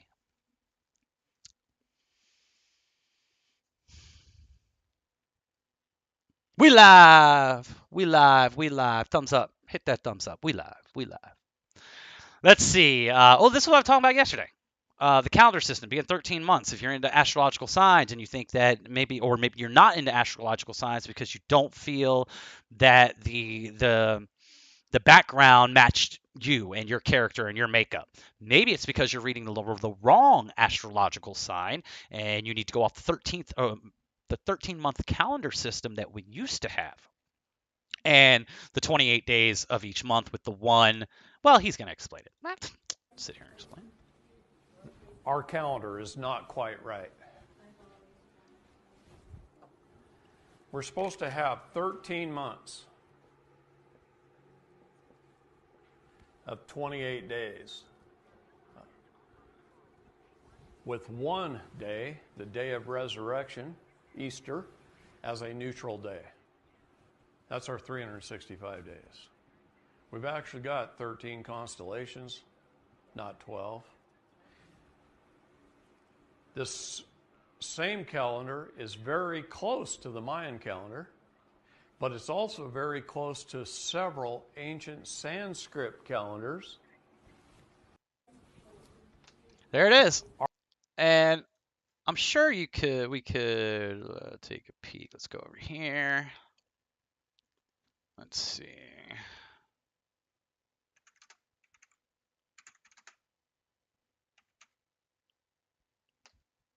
13-month astrology chart. Born under the sign of Ophiuchus or whatever. I can't remember how it's pronounced, but that's that missing constellation. The 13th zodiac sign. So it's something you guys can look into. And it might help you. So like I am an Aries in the 12-month calendar, which a lot of it absolutely corresponds with my character. Very fiery, stubborn, ram-headed, always the leader of the group. But if I go by this, I'm actually a Pisces. Okay, so I'm gonna read Pisces and find out. I'm gonna read between the two, and let's see here.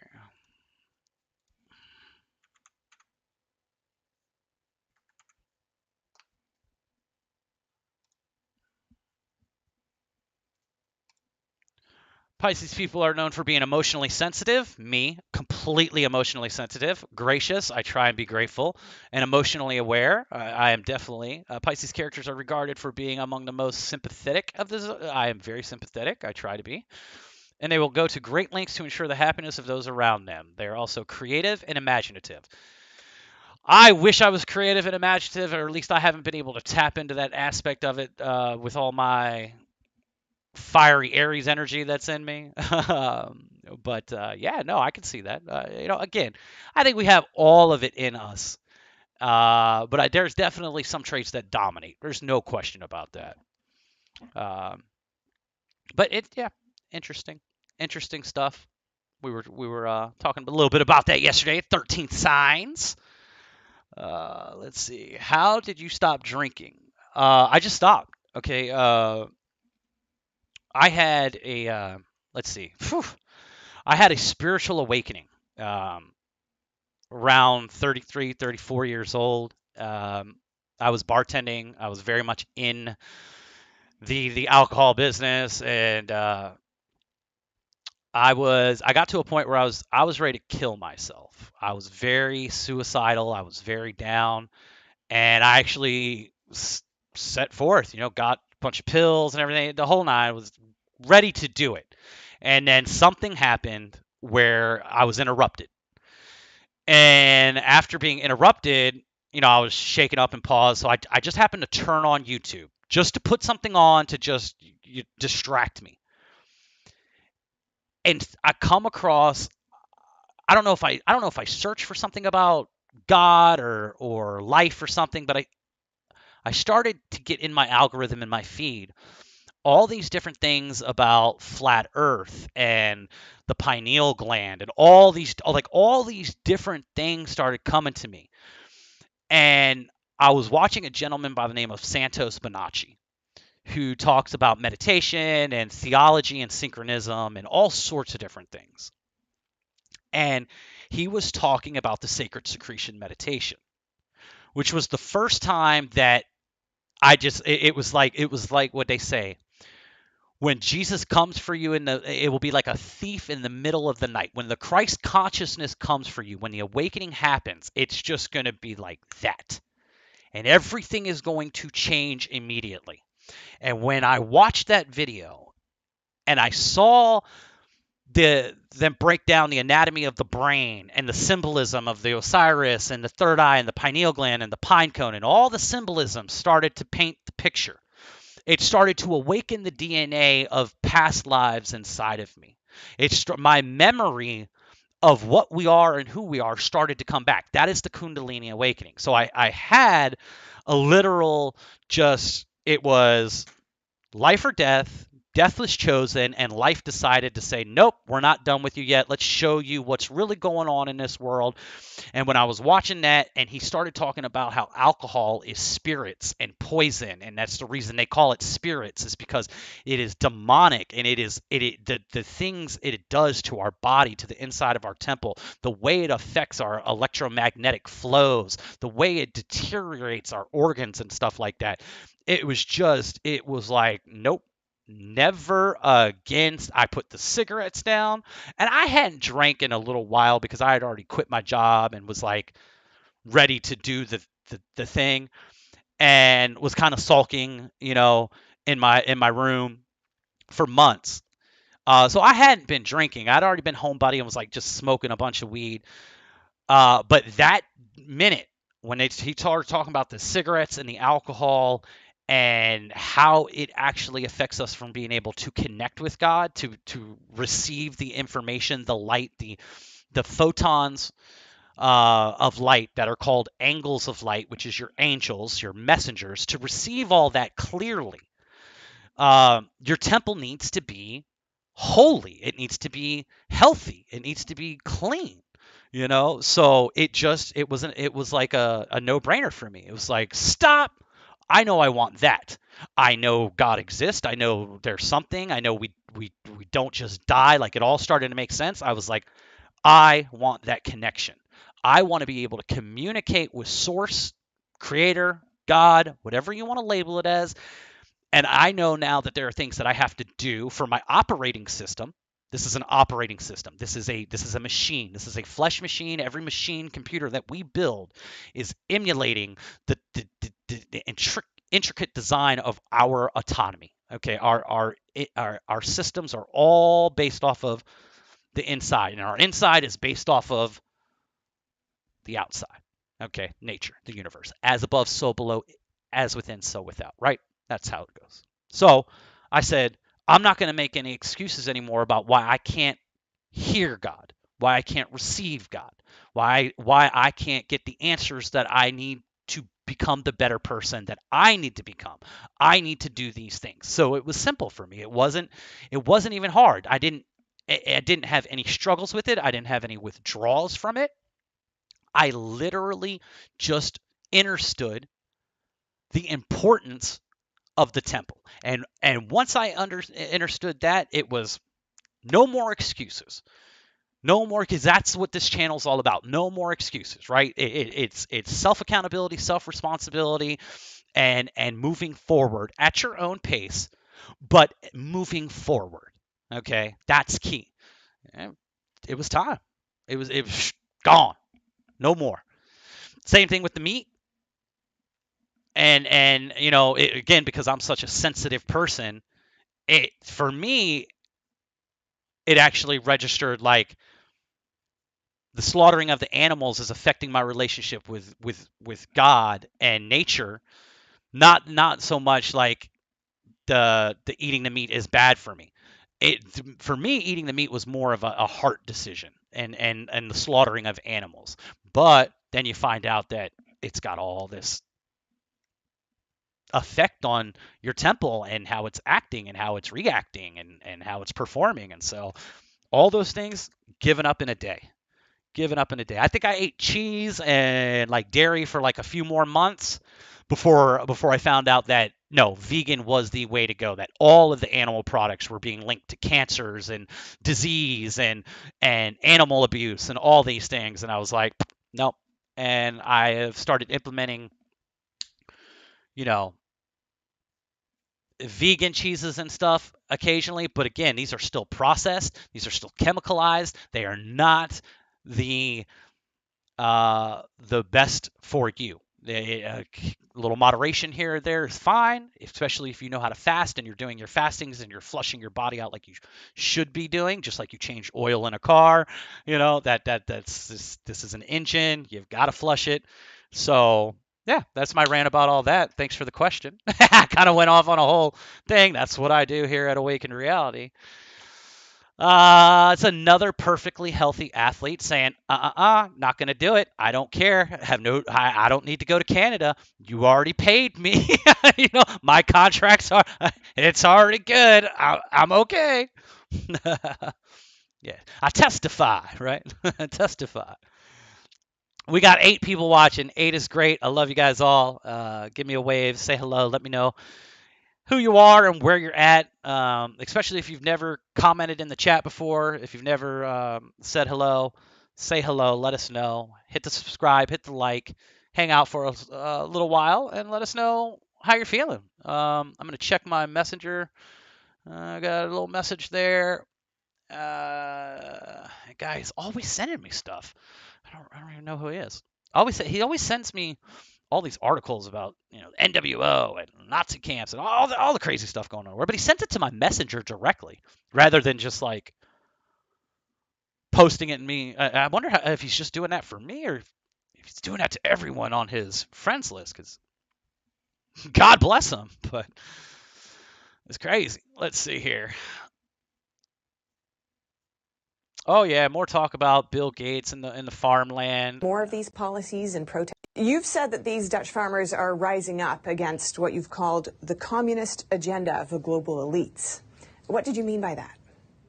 Well, it's communism to the T. If the state comes in and says, I'm going to take away your property for a so-called greater good, I don't know what could be more, essential to communism than that. So it's communism, and I'm saying that it's being done on a global scale because this is part of a bigger agenda than just the agenda of the Dutch government.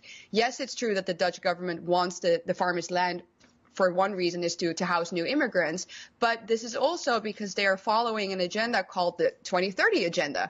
These are restrictions and climate regulations that are imposed all over the world. So we're being hit hardest right now, and we might be the first ones, but it's very important for other people to know that they could be coming to you next. As an example of these restrictions, in Sri Lanka, the government abruptly banned chemical fertilizers in an attempt to become 100% organic. Now, a food and economic crisis is devastating the country. Do you think we're going to see more of these policies and protests continue? Yes. We already see now that in Italy, farmers have gone out on the street as well.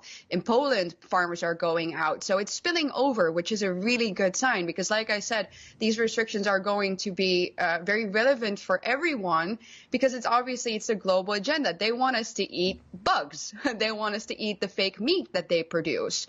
So it's very clear that this is not something that just the Dutch people will be subjected to, and that's why we need your support from other countries.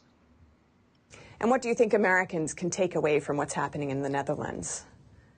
Well, from a Dutch perspective, I would say that Americans should be very happy that they have a Second Amendment and that you should protect that with all your strength. Eva Vlaardingerbroek, thank you so much. Thank you.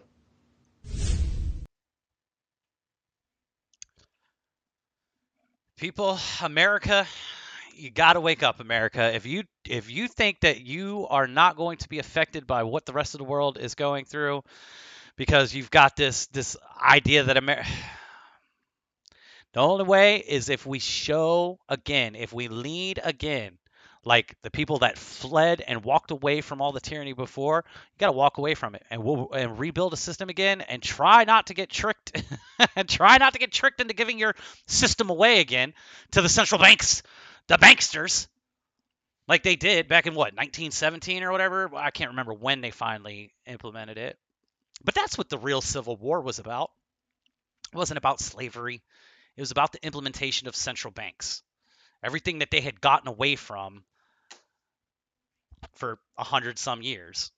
Always seems like 100-some years. It comes back, right? Get away from it, another 100 years. Those cycles, these short resets. These people who shut down your businesses and killed your careers are now asking you to re-elect them. But if you think you're electing these people, you are a part of the problem. If you still think that you are electing anyone, you are part of the problem.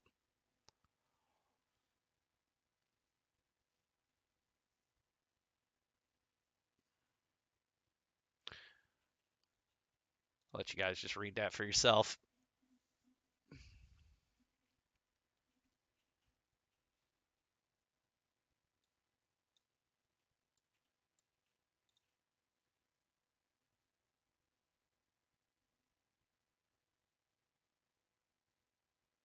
Where are they?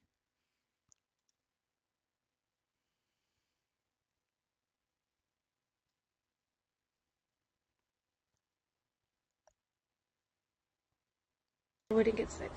I got the COVID vaccine because my husband kept getting exposed to COVID at work. I got the vaccine to protect my health. I got the vaccine to protect my friends, my family, and my patients.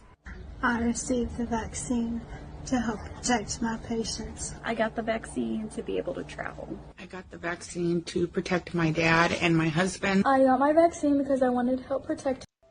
My family told me that I was just stressed and anxious. I had a friend tell me, well, I guess you're just one of the unlucky ones because I was fine. I can't even watch it, right? It's because I'm so it breaks my heart, but I'm thankful for them. Again, I'm thankful for them because without their sacrifice, these motherfuckers would still be sleeping.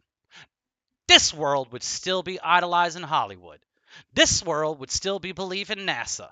This world would still be thinking that they're voting in people that care about them or that their votes matter. I am grateful to these people. So thank you to all of you that have already done this. I am hoping that we are soon getting to the point where no more sacrifices need to be made. Okay? I'm hoping that, and my father and my mother have both gotten this damn thing. And now I just count the days until they're, coming home with bad news or I'm getting a phone call because it just seems to be happening too frequently with these people. But they made a sacrifice, okay? Whether they consciously are aware of it or not, they made a sacrifice so you can wake the fuck up. Excuse my language. All of them. What did this guy say? He said, visiting the U.S. from South Korea, and let me ask you, where are your masks? Holy moly. Death Wish Nation. I said, stay inside if you're scared of the TV virus. What else to tell you? I mean, if you want to wear it, you can wear it, but stop worrying about other people. I used to care that other people were wearing it. You can wear whatever you want. It's the same as me saying, I wish that girl was, not wearing whatever, looking like that, have a little more respect for herself. But again, who cares? That's my opinion. Maybe I need to mind my business. Grow food now, grow food now. If you're not growing food now, you are wasting time.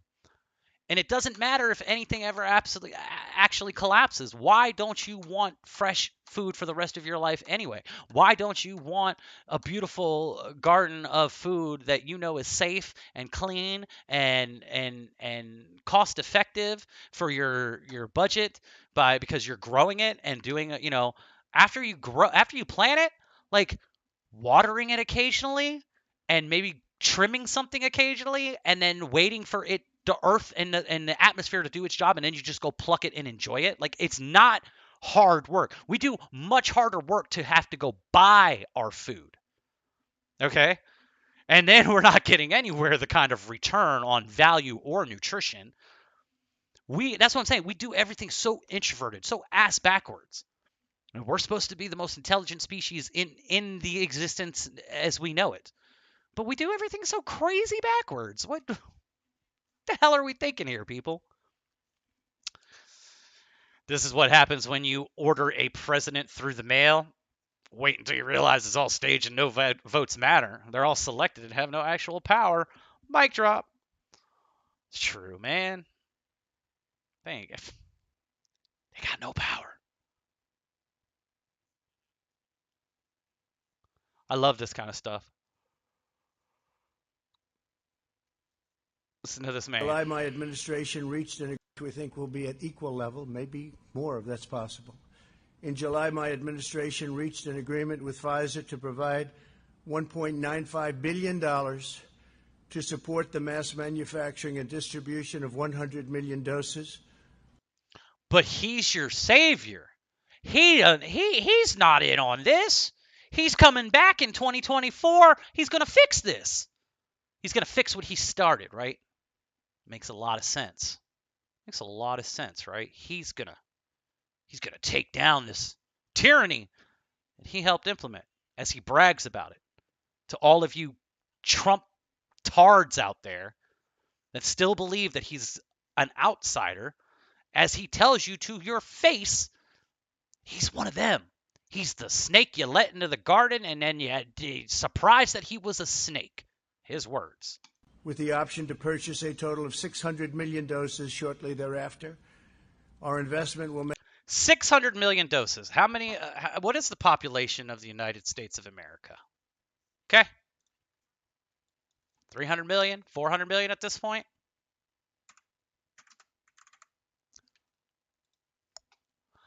$332 million. So they ordered almost doubled. That was the first, right? Almost doubled. Now, some people will say, well, it's because we're going to donate to other countries. I'm going to say it's because they always knew you were going to be getting more than one of those bad boys. Because we care. Take this donut. Eat this cheeseburger. Go sit on your couch and watch your Netflix. Don't worry. We'll send you some Michelob Ultra. It's only got 64 calories. Or whatever. Don't worry. We got you. Make it possible for the vaccine to be provided by Pfizer free of charge. Pfizer said it free of charge. $1.195 billion free of charge. In the same sentence, he's telling you what was spent, but then telling you it's free of charge. Whose money did they spend? I'm asking you because I'm pretty sure it's your money. Where do they get their money? They take it from you. They take it from you before you even get your money. They take it from you when you spend your money, and they take it from your kids when you die, and they try and leave it to you. You try and leave it to your kids. Oh yeah, they tax inheritance. Go figure. They ain't taxing shit on me. I won't pay it. But doesn't sound like it was free. Sure sounds like it cost $1.195 billion initial payment. It wasn't part of Warp Speed, but that turned out to be a unfortunate misrepresentation. It wasn't a part of Warp Speed. It turns out to be an unfortunate misrepresentation. See how he is like, no, you better give me credit for this. You better give me, Trump, golden shower guy over here, you better give me credit for it. But no. Raise the Trump American flag. He's coming to save us, everyone. We'll just spread memes, and we'll get on 4chan. We'll just hang out, and we'll just wait. And it's just like all the other people that are waiting for something. Whether you're waiting for him, or you're waiting for the sky to fall, you're waiting for Jesus to come down, you are waiting. And you are allowing other peoples to dictate the flow of energy in this world. Until you decide to get back in your control and start contributing the kind of things that you want this world to be, the kind of energy that you wish to see around, then you got no one else to blame. Yeah, man, they're all drug dealers, right? That's what they do. That's what they do. But he wants to make sure that you guys know it was him, but he's coming back to save you. They are part. That's why we gave them the $1.95 billion. And it was an unfortunate mistake that they made when they said that. We think we'll be at equal level, maybe more if that's possible. In July, my administration reached an agreement with Pfizer to provide $1.95 billion. Crazy. I'm sorry. Just had to let it be heard again. $1.195 billion. But that was free of charge. Cool. Can you give me $1.95 billion free of charge, please? I'm going to call my bank, and I'm just going to ask, and I'm going to be like, can I have $1.95 billion free of charge? No, that's not how that works. I mean, it's got to come from somewhere. You mean somebody's going to earn it doing an activity? Oh, man, what? That's crazy. It's crazy. This is that Andrew Tate guy. This is a kickboxer. He's going very viral over the last couple months. He's really starting to get a lot of traction because he's very in your face about a lot of the topics that are going on right now. Very blunt, not like a sugarcoater. I think he's still a part of the Matrix in a lot of ways that he doesn't even realize. He's still idolized material possessions and things like that. He's still into fake images and all that kind of stuff. Fake avatar created characters of, materialization. It's all BS. But he does talk a lot of truth at the same time. So, cryptocurrency was invented. Now you have Bitcoin. The world up until this point was based on freedom. How they advertised you to be a good slave was they would give you some freedom. And when I say slave, I use that word particularly because a slave used to work his ass off and he would get food and a house in return. And 99% of people out here, my friend, are working their asses off. They can buy food and a house. That's it. Most people are still slaves. And that's what I was talking about earlier. I got that quote from Andrew Tate. Now I remember exactly where it came from. It's complete truth. Most of this entire population are still living like a slave and acting like they're not. They would tell you you're going to be a slave, but you'll be free at least. You can do what you want, you can think what you want, you can say what you want, you can walk around outside, look at the trees. You're a slave, but you're free. Freedom, freedom, freedom. And what happened when they did this, something changed. The internet came. People started to talk, people started to think, people started to realize how money's made. People started to realize it's all a scam. Cryptocurrency was invented. Now you have Bitcoin, which is surpassing the global reserve currency. We don't need banks anymore. Now, this is where he's wrong. See, he thinks Bitcoin is something that's going to free people. It's the exact opposite. It's the exact opposite. They will centralize the digital currency and it will absolutely be controlled by them. Whereas if you have a tradable physical asset that can be hoarded or saved or, exchanged individually, that keeps the freedom of commerce within the individuals. So I don't buy into cryptocurrency. I don't think at all it's the answer or solution to the problem, because it's too dangerous. To me, in my eyes, it's too dangerous to have that much control in a small group of people. Need the IMF anymore. People are starting to talk. People have elected Trump, a man who's not bought and controlled by the establishment. People are starting to actually get their minds right. So the people in charge are like, oh, fuck, we're losing control. We no longer control the money. We no longer control who's in charge of each country. Oh, fuck, we've got to put an end to this. We can no longer base our societies on freedom. We must base our societies on safety. Now, that I agree with. That is the paradigm shift that they're going with, where it used to be, we're giving you all this freedom, as he's saying. Now it's, no, safety is what we provide. Now you want to be a part of this system because you're safe. You can't think for yourself. We can't put these videos on YouTube because it's fake news and it's dangerous. You can't go outside because the virus and it's dangerous. You can't travel in between countries without that injection because it's dangerous. This is no longer about freedom, my friends. This is about your safety. They're going to take all your freedom away, and instead they're going to give you a nice big helping of safety. And you're going to take it and go, oh, at least I'm safe. You were safer before. You were safer before, because now the government can arrest you for saying something you don't like. Because now you're spreading fake news. You were safer when you could have an opinion. And that's why my YouTube channel got shut down the last one, because the world up until this point was based on... They didn't like what I said, so they shut me down. But Andrew, I mean, look, again, things like him believing that elections are real, or that cryptocurrency is the answer. So there's still parts of him that believe in the Matrix. He's not completely outside of it. He's still holding on to parts that he chooses to like and accept, which there's a lot of people out there that do that. They want their cake and eat it too, if you will. The Matrix has got to go. You're either a part of it or you're not. And we're gonna create something better. That you're not gonna save the Matrix. It's not gonna happen. But I agree with this. If it hasn't woken you up in the past 3 years, I don't know what's going to. Fuck them. Next time, I always knew I wanted to escape the Matrix before I escaped it. And let me tell you why.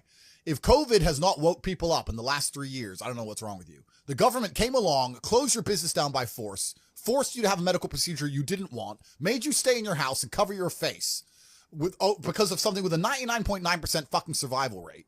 They come along and literally broke every single rule. They broke the Geneva Human Rights Convention, every single law that they wrote themselves. They just broke them all under the guise of safety. More people committed suicide from mental health issues, or more people died from missed doctor's appointments for real diseases because of this crap. They came along and did it because they were told to by someone above the government, because the government's not even in charge of anything.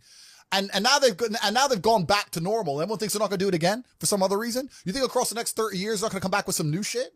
Fuck them. Next time, when they come along with this crap, I'm out. I'm bouncing. See ya.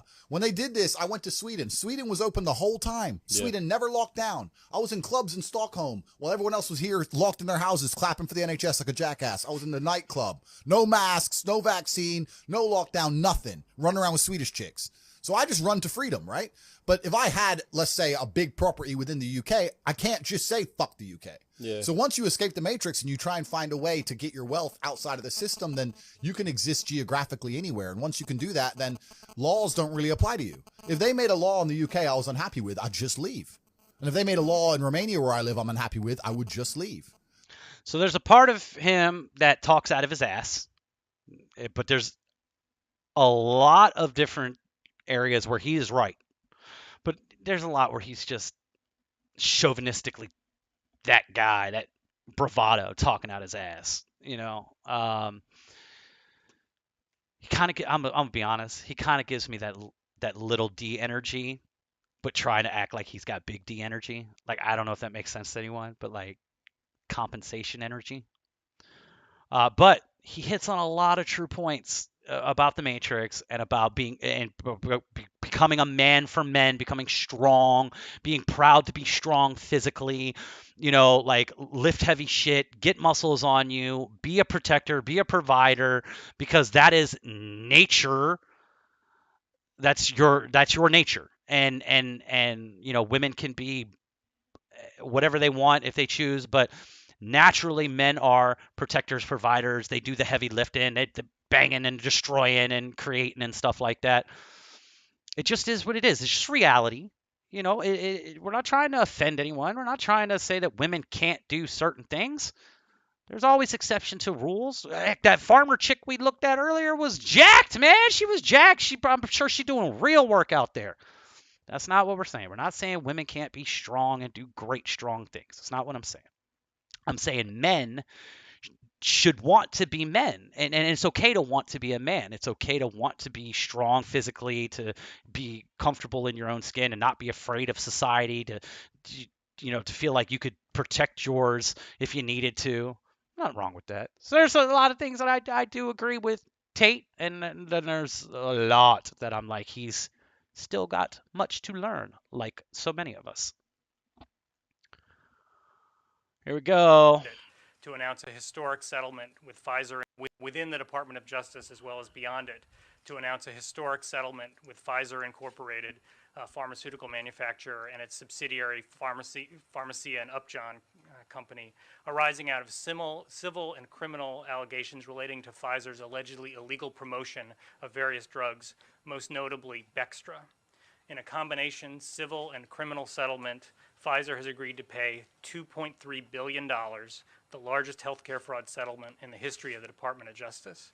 That was a fraud settlement, the largest in history. $2.3 billion. And you are trusting this company with your life. Within that $2.3 billion is a criminal fine of $1.195 billion, which makes it the largest criminal fine in history. When a drug is marketed or promoted for non-authorized so-called off-label uses, any use not approved by the FDA, as was the case here, public health may be at risk, and there's a real danger for patients that the medical providers who prescribed the medicine or the device aren't provided with, don't have full information about the drug's risks and benefits. The Office of the Inspector General in this department, and Dan Levinson is here on the stage with me this morning, spent 4 years in the conduct of this investigation. They didn't just implicate Pfizer. They actually identified and charged the senior managers who were responsible for the fraud.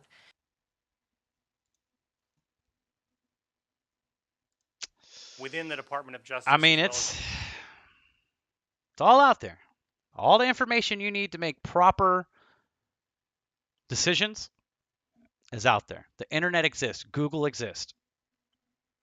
Stop getting all your information from one source. Get some multiple sources and then marinate on it.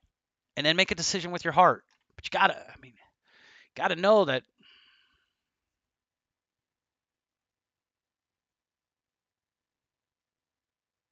you can't blindly trust these governments, man. You just can't do it. Not at this point in the world. Another distraction. People all distractions, and then these people that you think are woke, like Steven Crowders and Ben Shapiro's and Jordan Peterson's and all that, they are keeping the people that would be awakening to the final truth, to the final stage. They're keeping them lingering on these subjects that mean nothing. QAnon, Biden, Hunter's laptop. It's all distractions. Roe v. Wade, BLM, and they talk about all this stuff, and they've got you, this group of people who are on the verge of waking up, lingering on these subjects that mean absolutely nothing, these absolute distraction stories. And that's why I call these people controlled opposition, these Steven Crowders, these Jordan Petersons, Joe Rogans, all these people. Because if you ain't speaking about the complete dismantling of government, if you are not speaking about the complete dismantling of education systems and all the health systems and everything that are just completely corrupt, then you're a part of the system, and you're just trying to do your little part there. And so I tell people, be wary about these people just because they got a check mark next to their name, or they got fancy equipment to make their videos and stuff like that, or they're interviewing celebrities or whatever and talking about a portion of the Great Awakening when they're really keeping you stuck instead of moving forward. There's another, there have been quite a few attacks on property owned by Bill and Melinda Gates Foundation. There was another one that just popped up, not this one, but another one that just popped up today. Another foundation supermarket or lab meat processing plant was burned to the ground in the middle of the night last night. I just hope that they are guaranteeing that nobody is in these facilities to get hurt. If they can guarantee that, then burn them all down to the ground, and then go to the central banks and start burning those, and burn all their temples, burn their government buildings down. You can burn them all down as long as you can guarantee me that nobody is inside and nobody's going to get hurt. Then I'm okay with watching them all burn down, all their temples, all their little worship centers, all their banks. I don't care. To tear them all down. I really could care less at this point.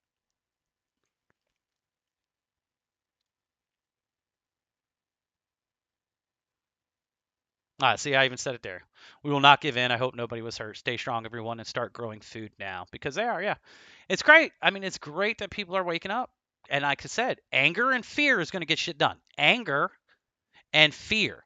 Fear of not being able to provide for my family the next day or have the bodily autonomy that I deserve. or angry about the same shit, and you're going to get up and do something about it. And people are. And I'm not saying that every step that we're going to take is going to be a good step. It's going to be one of those 2-step forwards, 1-step back scenarios. We're going to make mistakes along the way because people are dealing with pure emotion. They're dealing with rage and anger and fear and pain and suffering. And so emotion, that energy, get shit done, but some bad decisions will be made along the way. We're going to make some mistakes. And that's why I realized I was making mistakes, that I was attacking instead of attacking people instead of attacking problems. Coming up with solutions rather than continuing debates and arguments that are going to go nowhere and potentially leading that to confrontational violence and things like that. I realized that was not going to work for me, so I stopped going out and making all those kind of videos and chasing people around to say, "What are you doing? Wake up!" That's not going to help anyone. It's not going to do anything.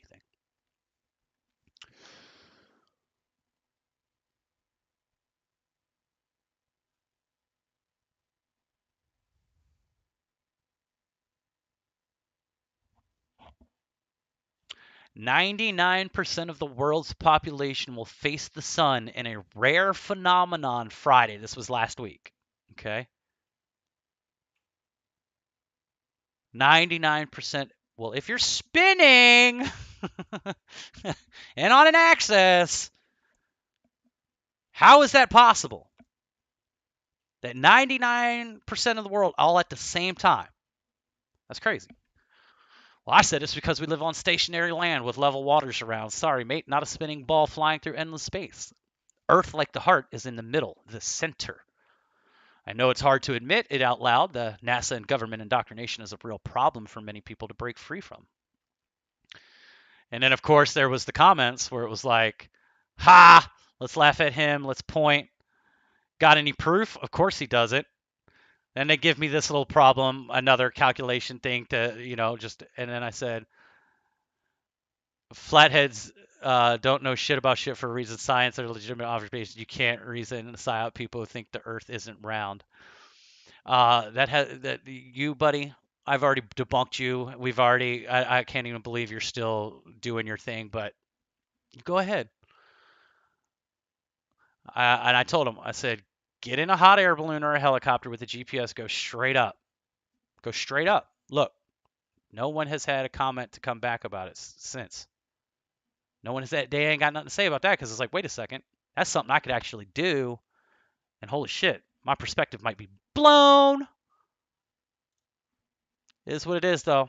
They want to think they're flying around in space on a spinning ball. Go for it. Let's check the comments, see how people are doing. Let's see what we got here. I'll scroll back up here. Yep, Bitcoin, all that is a setup. Yep, agree. Ponzi schemes, pyramid schemes. Yep. The spiritual community wants their cake and eat it too. I think a lot of people want their cake and eat it too. Jordan Peterson is controlled opposition. I believe that there's definitely controlled opposition out there that wants to get you to linger on all the wrong subjects, to hijack your awakening, as I call it. They're hijacking your awakening. Being autistic, I knew the system needed to be destroyed, and at some point I knew I was going to escape the system if I was completely sober and in my right mind. Yeah, I mean, that's a start. I mean, if we're not in control of the information and thoughts and emotions and all that, then yeah, escaping the matrix is going to be an impossible task. But if we start conquering our addictions and temptations as we're supposed to, then escaping the matrix becomes inevitable. And a lot of people are stuck in the matrix because of what they consume: food, beverage, media, the type of people around them in their lives, etc., etc. Albania is rising up. more protests, complete anti-government protests. I mean, look at the waves of people and tell me you're the minority. Tell me again that you're the minority because you're not falling in line with the narrative. Look at these places. Look, you can't fit people. Look at how many people are, and it's all over the world. It's all over. But sit there and watch your Fox News and your CNN and your MSNBC and all these news corporations that are owned by the same 5 companies. Keep watching them like they're telling you the truth and buying their narrative. Or look outside of your television and see what's going on around the rest of the world. And when you go outside into your local neighborhoods, use your eyes and see that there's not dead bodies everywhere. See that there's not a boogeyman taking away your neighbors and everything. See that it's okay to go out and play in the park. Use your freaking eyes. They're there for a reason. Trust them. Stop being gaslighted into not believing your own natural senses. It's just like the flat earth thing. Trust your own natural senses. You don't feel like you're spinning on a ball. Trust your natural. Stop being tricked into not trusting your God-given natural gifts. It's crazy, people. Oh, I think this is funny. This is a timeline cleanse. How many of you are? Police, open up. What do you want? We just want to talk. You have a warrant? No, but just come outside. We want to talk with you. I don't want to talk. How many of you are there? There's 2 of us, sir.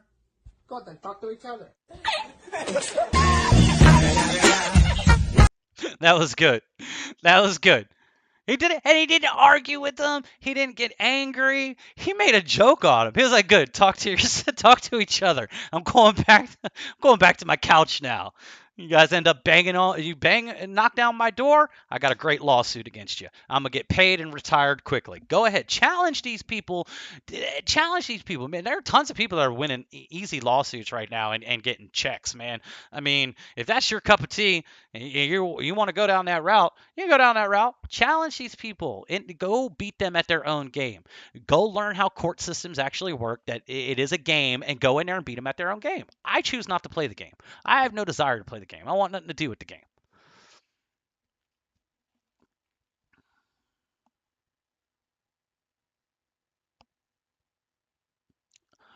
It says bilberry protects the brain neurons against toxicity. Well, there you go. Everyone go get some bilberry. I don't even think I've ever heard of a bilberry before. I probably thought those were blueberries, and I probably didn't read that. Anytime I see fruits or veggies or stuff like that, I want to, it's timeline cleanse. I want to throw stuff in there and, All right, let's see. What we're prioritizing.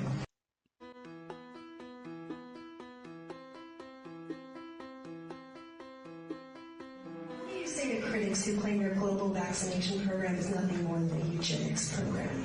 A huge eugenics. Over 48,000 children in India have been paralyzed due to polio vaccines linked to your foundation. No. I mean, nothing has saved more lives than vaccination. The key figure that we think about in terms of what we're prioritizing is the tragic death of young people. But if you go back to about the time I was born.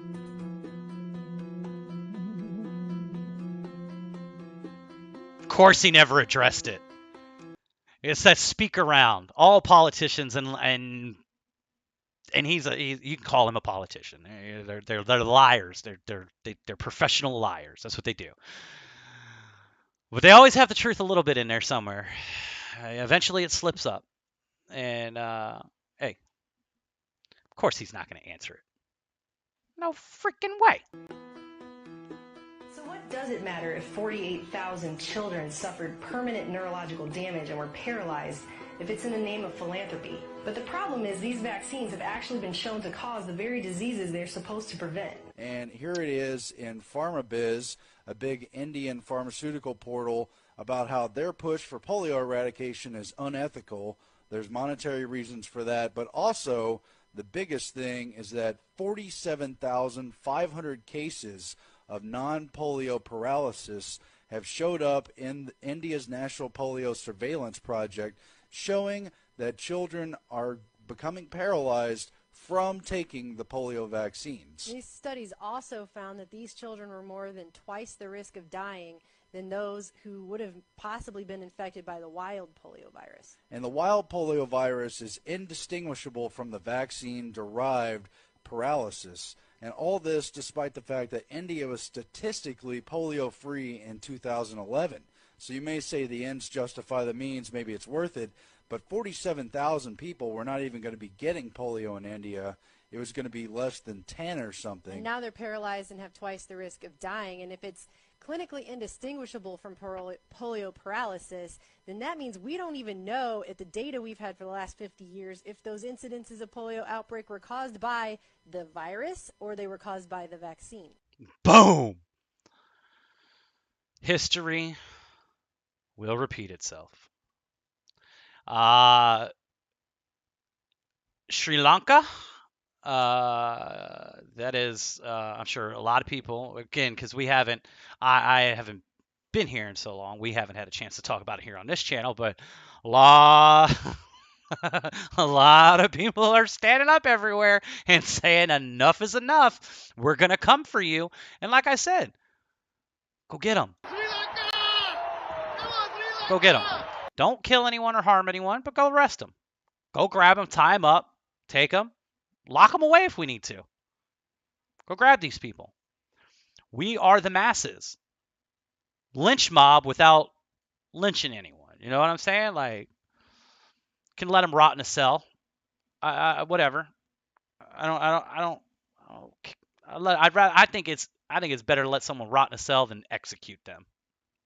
That's just me. As far as what they're gonna learn and you know, the kind of punishment, that's too easy way out. Execution is just the easy way out, as far as I'm concerned, because death isn't permanent. They get to whoop. I'm out the game. Yay! Nah, you get to sit here and suffer in the game a little longer.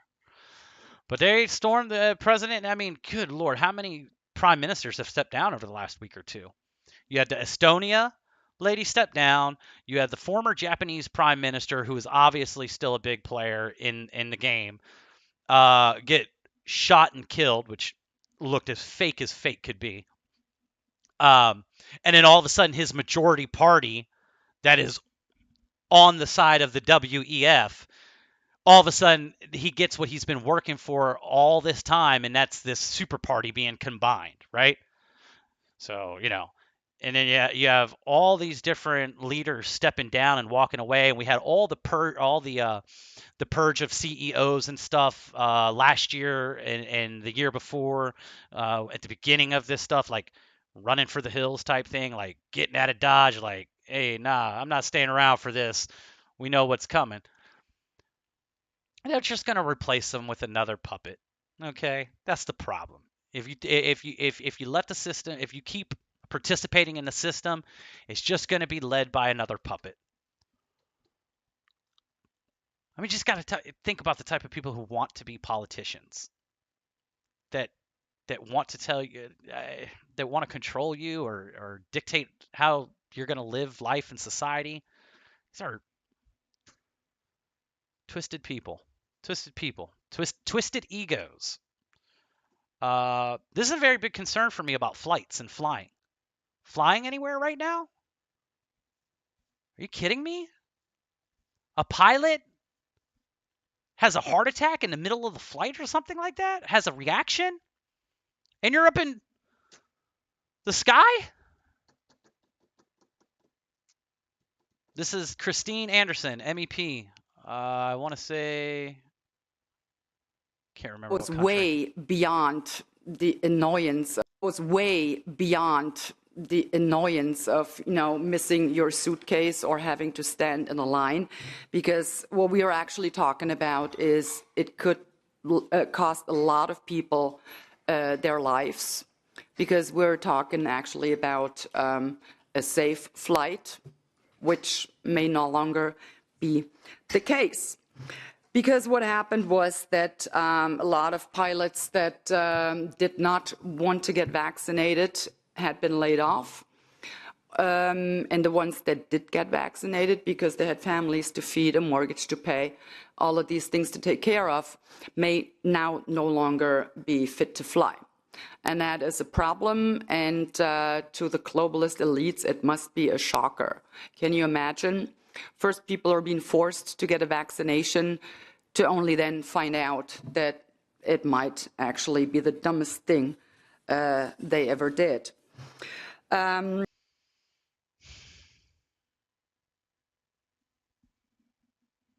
Something to keep in mind if you're traveling still. Okay, and I mean, again, you can get in a car accident anytime. I don't want you to live in fear.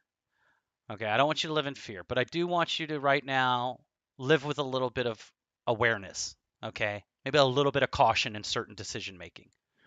Do I have to take this trip?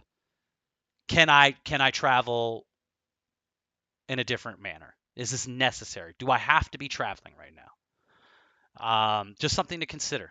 Okay, and again, we know there's a lot of placebos going on and a lot, but there are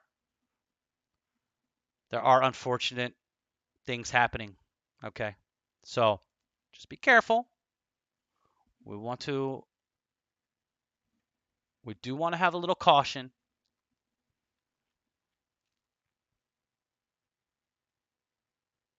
Let's watch and see what this piece of wisdom tells us.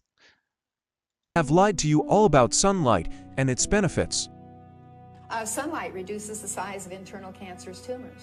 I thought sun causes cancer. Well, everybody actually, says stay out of the sun because it causes cancer. That's right. They did a study at Baylor University where they took two groups of experimental animals. They gave one the standard American diet, which is terrible. They gave the other one a highly nutritious diet. Then they exposed both groups of animals to the ultraviolet rays of the sun. In the group on the standard American diet, 25% got skin cancer. In the group on the highly nutritious diet, not one animal got skin cancer. It's the way we're eating. Skin cancer is a relatively new phenomenon in the last 60 years or so, and yet our ancestors for hundreds of years have been living outdoors, working outdoors, and they didn't get skin cancer. It's a new phenomenon. And look at all the tribal people that don't wear any clothes, that wear just, the very minimal loincloth type, attire. Look at Hawaiian cultures and all that. Clothes, not necessary. Something we chose to do. The sun is not your enemy. The sun is not your enemy. Now, I know certain people have fairer skins and things like that. And might want to not, depending on what climate, like I'm sure those fair skinned people do fine in the sun in lesser temperature areas. But it's funny that they want you afraid of nature. But it's what you eat. It's what you consume. It's all about what you consume. And that just makes sense. Your body was built to live and survive in this atmosphere. The atmosphere is not here to... You are built to thrive in this atmosphere, this climate. It's not here to kill you.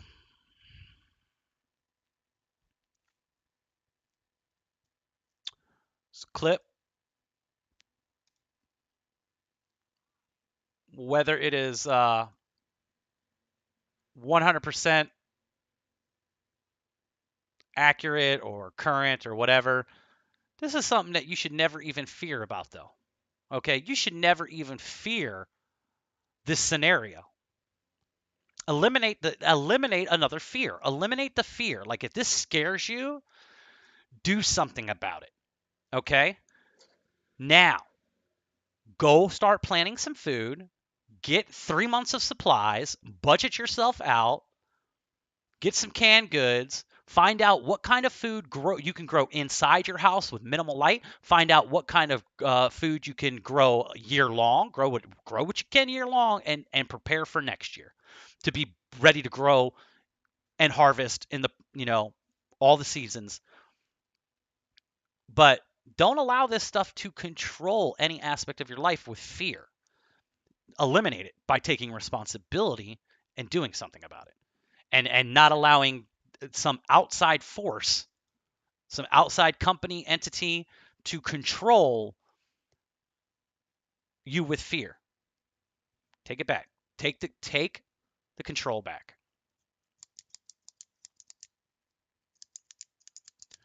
There's another guy, Avi Yemeni, over in Australia, who does a lot of the covering of protests and stuff like that. He unfortunately is still halfway in the matrix because he still buys all the BS. Elon Musk is playing chess. I'm like, celebrity worship in 2022? Man, I know you can't believe Elon Musk is a real player and nothing more than a pawn actor. He's just a distraction piece, nothing more. The world's a stage. Come on now, man. That's what I'm saying. These people, I'm ready for one of these people with the check mark to really start speaking some deep truths, because it's well overdue. Well overdue. Our money is fake, our debt is fake, our two-party system is fake, our healthcare system is fake, our food is fake. Most of the stuff we've been told is fake. Once you realize this, what you've thought of as reality begins to look like a cheap set of a ridiculous B movie. I keep saying this is a tragic comedy that we're watching right now. I mean, I'm just watching it unfold. Like I'm done stressing or being scared about any of it. Any of it. A bomb can fall on my house today and I'm not going to care. Okay, I don't fear any of it anymore. Whatever's going to happen, it's going to happen. I'm just watching the show. We're all going to transition out of this body. It's going to happen at some point. 50 years from now, 50 minutes from now, who knows? I'm not living in that fear anymore. Now I'm just watching, and I'm laughing at what I can laugh at. I cry at what I need to cry about. I'm still feeling all the emotions. I get sad when I see people going through certain things, and I'm like, part of me is like, man, I wish it's something I could do to help you. I know that I can't. You got to help yourself. But then there's a part of me that goes, we need certain people to be taking this thing and being sacrificed for all the masses to wake up. So at that point, I'm like a mess. I'm like, I'm happy that their sacrifice is going to wake up 10, 100, 5,000 more people because of their sacrifice, and the fact that those people are connected to that world. They have a connection with this person. Oh my God. Now I'm awake now. Like it didn't mean anything because it was someone on the computer. But now it was my friend. It was my neighbor. It was my family member. Now I have some concerns. I have some questions. I want some answers. Now you've got a whole nother large group of people that are asking questions, searching for answers, because they were connected to that person that sacrificed themselves doing what they did. Just a thought. Let's see here.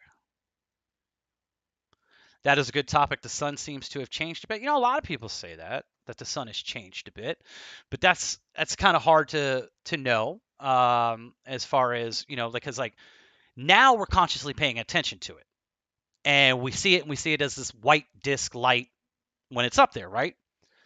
But when it gets closer and it goes down, you still see it as yellow, more as like you kind of remember it. I think cartoon imaging has a lot to do with why we consider the sun yellow. And then, you know, coloring with crayons and stuff like that. Just like I don't know. I have looked into sun simulators. I've looked into theories of two suns and stuff. I leave it all on the table. I leave it all on the table. It's all possible. But as far as me being able to tell you what the sun looked like when I was a child, I cannot be honest and say, no, I remember that the sun used to be yellow in the sky, more of a yellow-orange and not this white flashlight-looking LED type thing. I honestly can't do that. I have to be honest. I can't.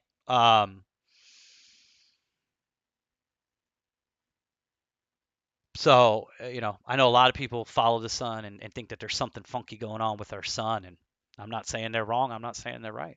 I'm saying I'm interested to find out when I find out. And I'm just going to continue to watch the show and keep my eyes and my ears open as this plot unfolds into the final endgame chapters. Well, this guy breaks down the climate scam. We'll watch this real quick. Was carbon dioxide... when I asked... Well, just a moment, Alice, you've been speaking for most of the night.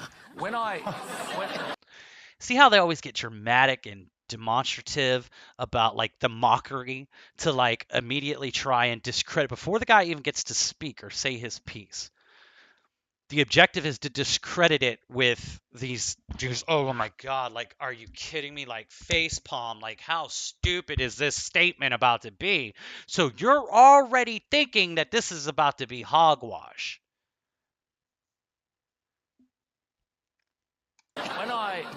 When I asked Tanya Plibersek... We'll fact-check that one for you. Yes. When I asked Tanya Plibersek, was the Deputy Leader of the Labor Party and the potential Deputy Prime Minister, was carbon dioxide the big issue in relation to climate change? And she said yes. I then said, well, that being the case, what percentage of the atmosphere is made up of carbon dioxide? And she said, I don't know. And I said, hang on, you don't know what percentage of the atmosphere is carbon dioxide, and yet you're prepared to stand the economy on its head to address a problem, the detail of which you don't know. So when I then explained that the percentage of carbon dioxide in the atmosphere, Alice, is how much? Alice, how much of carbon dioxide in the atmosphere? To answer the question, Scott Morrison has said he believes in climate change and that he wants to do something about it. Alice, how much carbon dioxide is the problem? How much carbon dioxide is there in the atmosphere? I'm not a scientist. I don't know. I'm not a scientist. I don't know. See, that's the problem with the world. People will run with an idea rather than actually learn the details of it. They'll hear an idea and they'll say, oh, that sounds logical. That could be a possibility, because anything could be a possibility until proven not to be a possibility. These people run as talking heads with these virtual signaling what's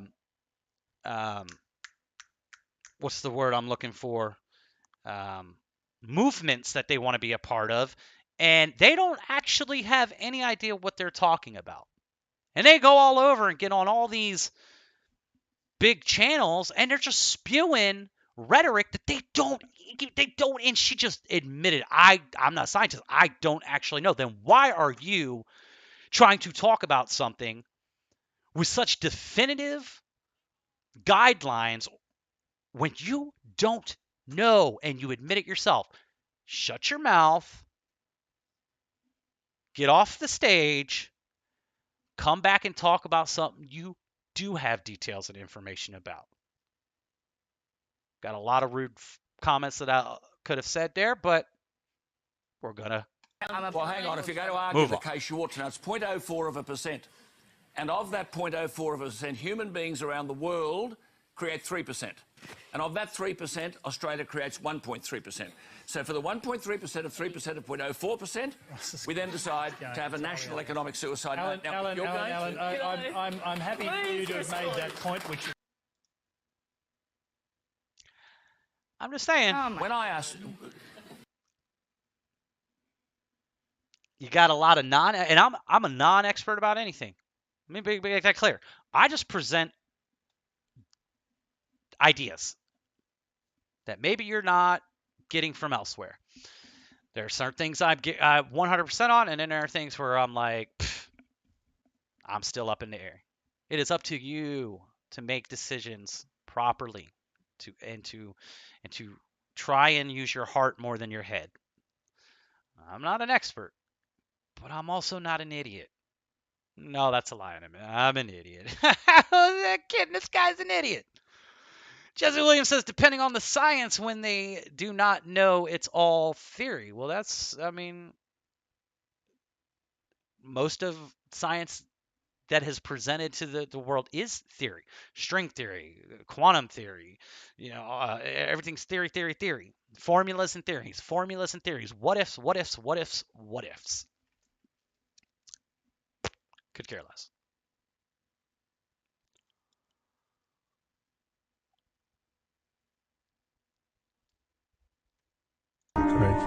We penetrate the young generation, like Prime Minister Trudeau, half of this cabinet are actually young nobeliers of the world. We penetrate the cabinets. The change is not just happening. The change can be shaped by us. We have to prepare for a more angry world. How to prepare? Take the necessary action to create a fairer world. I see the need for a great reset. So people assume we are just going back. What did he say? Did he say the Great Reset? That's conspiracy theory. That's misinformation. That's misleading. Klaus Schwab, you are not allowed to say that. How do you keep getting on all these major platforms spreading this conspiracy theory, Klaus Schwab? It does not make sense. How do you get away with it, Dr. Evil? How are you getting up here talking about these conspiracy theories? You can't do that, Klaus. You are spreading misinformation. There is no Great Reset. It doesn't exist. You stop it. Mr. Schwab, how dare you? These characters. The gall. To the good old world which we had, and everything will be normal again. This is, let's say, fiction. It will not happen. There is only one way this pandemic is going to go. It's going to get worse and worse and worse. The next crisis is already waiting for us around the corner. What? The next crisis is already waiting for us around the corner? What, you got a playbook? You got a playbook? It's not like you got a playbook that's called the Great Reset, right? No. No way. It can't be. It can't be. Hold on. Wait a second. That's got to be a conspiracy theory. Hold on.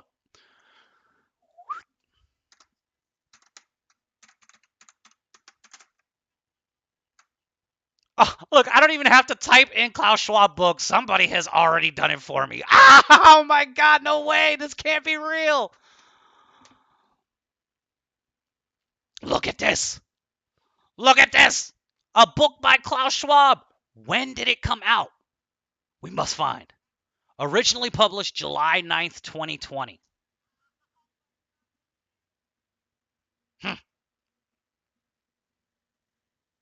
God always wins, and Klaus Schwab is not God, in my opinion. Klaus swears he won't make it to heaven, so he's trying his best to make himself feel good here on earth. The audience review, the one audience review I see is like, F the NWO, F the WEF, the IMF, Dr. Evil, and all his goons. But again, he's a talking head. I don't believe anyone you really see on TV is making any real decision. I'm sure that maybe a few of them. Maybe he is actually in some of the decision making. But most of these people, they won't even let their face be seen. Are you kidding me? The kind of nefarious things that they're being accused of doing. You're gonna let your face actually be seen? No, I don't think so. I think I'm gonna just let other people, actors like Dr. Evil and Elon Musk and all the others, just go out and play out our script for us, and we'll hide out back here as the stagehands and directors do. Cuckoo birds. A study out of Sweden shows it is installing DNA into the human genome. I don't think that that's a surprise at all. Of course, it says it's misleading. But noticing now, it doesn't say misinformation anymore. It says misleading. So it's not saying it's inaccurate. It's just saying it's misleading. Misleading is not misinformation. Just like when they changed the definition of what a V was. It's games, it's spells. Words are spells. And they can constantly manipulate the spells until you decide that you're going to redefine everything yourself. The whole world is brainwashed. Tom McDonald. got a lot of music out about what's going on in the world. Fabricate a problem, made a lie. Step 8. Step 1, train the people only to consume. Step 2, infiltrate adults with the news. Step 3, indoctrinate the children through the schools and the music and the apps on the phones that they use. Step 4, separate the right from the left. Step 5, separate the white from the black. Step 6, separate the rich from the poor. Use religion and equality to separate them more. Step 7, fabricate a problem, made a lie. Step 8, put it on the news every night. Step 9, when people start to fight and divide, take control. This is called situational design. It's right there for you. Respect to Tom MacDonald for still doing his thing out there, man. At least it's another outlet and another avenue for a little bit of truth, a little bit of consciousness, awareness to occur for people. Put your hand up if you're happy to see Boris Johnson go. I see good riddance. They will just replace him with another NWO globalist puppet who has the actual power, who has no actual power of influence. I don't understand why people still believe in all that BS. Oops.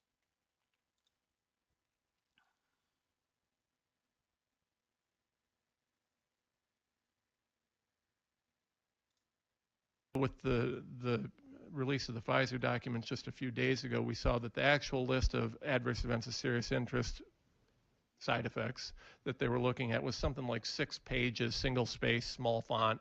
I mean, the list was hundreds of things that they were looking at, which makes sense given that this is a new category of drug. By the way, they changed the definition of vaccine so that they could call these vaccines. We have Pfizer and Moderna documents. I can show you, take a look at the SEC filings, acknowledging that mRNA is a gene therapy. So that, to me, that conversation is laid to rest. Pfizer and Moderna have both admitted openly in federal filings that mRNA technology is gene therapy. So, that makes it so that these are a new category of drugs. So if you're wondering why so many side effects are possible, it's because it's an untested category of drug. We don't have the 10 to 15 year development cycle you'd normally have, so they don't know what's going to happen. What's turned out to happen is a nightmare. With the release.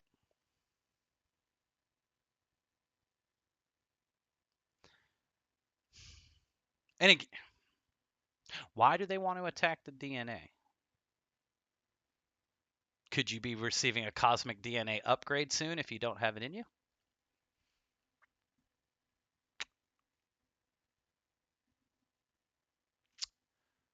That'd be pretty cool, right? Be pretty cool.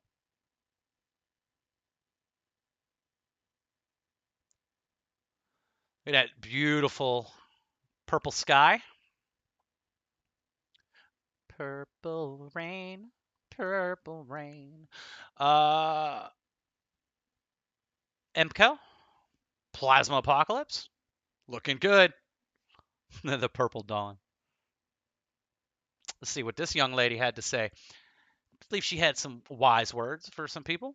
Right now, and we are currently in an age of information. I feel like we've been programmed to think that if we are in a war, we'll be seeing mass destruction and chaos happening all around us. I think that we surpassed the time where guns and missiles and violent weapons are the best form of warfare. There are many different types of warfare that would be a much better fit for the time that we're living in right now, and we are currently in an age of information. So, hypothetically, if we were to be in World War III, it would be a war on information. People wouldn't be dying left and right because the people in power wouldn't resort to that since we are their main source of money and power. It would be a silent war, a war on consciousness where people can be enslaved mentally. And a lot of people wouldn't even realize it because they are fully engulfed in this intricately planned out illusion full of distractions and lies, where they are being killed slowly with biological warfare, putting food and medicine in their body that's actually just poison and dumbing them down. And they are so caught up in distractions in this constant state of fear and worry that they don't even realize they're fighting a battle that they have to wake up in order to win. I feel like we've been programmed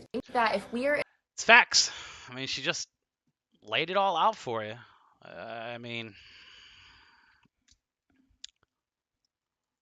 that's why I don't necessarily believe it's a whole depopulation agenda. I'm sure, like I said, they're going to call some, and people die. People die, and I'm sure they're going to call some because it's gonna narrate, or it's gonna help their narrative by having some people die. Oh my God. And it's going to create more division and separation. It's going to, both sides of the argument are going to have, more to bite onto and more to fight with. And it just, like, they want as much idolization. They need as many slaves as they can have. They need as, I don't know. I don't know. This is something I've been thinking about recently. Maybe it's just wishful thinking that, billions of people are not about to die. X-Files, listen to this clip. Please listen to this clip. To create problem reaction. I'm going to lay it all out for you. How this goes step by step with the government and these agencies. X-Files, more predictive programming and truth hidden in plain sight. The ultimate weapon. The ability to depopulate the planet. To kill everyone but the chosen. By tampering with their DNA. Through gene editing. Why do such a thing and lie about it? Our own government. Your own government lies as a matter of course, as a matter of policy. The Tuskegee experiments on black men in the 30s, Henrietta Lacks. What are they trying to do? That's the missing piece. But it's not hard to imagine a government hiding, hoarding technology for 70 years at the expense of human life and the future of the planet. Driven not only by corporate greed, but a darker objective. The takeover of America. And then the world itself, by any means necessary, however violent, or cruel, or efficient. By severe drought, brought on by weather wars, conducted secretly using aerial contaminants and high-altitude electromagnetic waves. In a state of perpetual war. To create problem, reaction, solution scenarios to distract, enrage, and enslave American citizens at home. With tools like the Patriot Act and the National Defense Authorization Act, which abridge the Constitution in the name of national security. The militarization of police forces in cities across the U.S., the building of prison camps by the Federal Emergency Management Agency with no stated purpose. The corporate takeover of food and agriculture, pharmaceuticals and healthcare, even the military in clandestine agendas to fatten, dull, sicken, and control a populace already consumed by consumerism. And I encourage you all to go shopping more.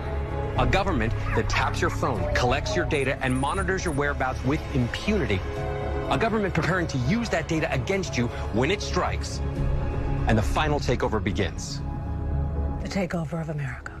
By a well-oiled and well-armed multinational group of elites that will cull, kill, and subjugate. Happening as we sit here. It's happening all around us. The other shoe waiting to drop. It'll probably start on a Friday. The banks will announce a security action necessitating their computers to go offline all weekend. I mean, how much of that have you already seen happening? How much of it is happening literally in real time right now? Agriculture, Bill Gates buying up all the farmland. We know about all the pharmaceutical stuff going on in the world right now. We know about all the protests. We know about all the division with Black Lives Matter versus all the racial division. Then out of nowhere, no one was ever talking. They brought in the Roe v. Wade stuff again, and now they got you distracted and arguing about that. And then when that one burns out, when you guys get bored with that, they'll give you another fake movement to act like you care about. Instead of actually doing any real change in your own personal life to become a better person and lead by example. They'll give you the next virtual signaling false flag to go out there and beat your neighbor up over instead of turning against the system like you should. So it's literally, I mean, that's literally what's happening right now. That's predictive programming right in your face. And when did the X-Files end? I know the X-Files ended before 2016. Okay, but I know it came back for a second stint, but I'm talking about even the second stint. When did the second stint come out? 11 seasons, 2018. Okay, so if it did go to 2018, so that episode might have been post-Trump election, but it was definitely before 2020. So all that was definitely before 2020, and even before the, oh God, what is the name of that Event 201? Even before the Event 201 with Johns Hopkins University, Bill Gates Foundation and all the governments and everything. So that came out even before that. To a T, everything you're seeing happening right now. To a T. Interesting.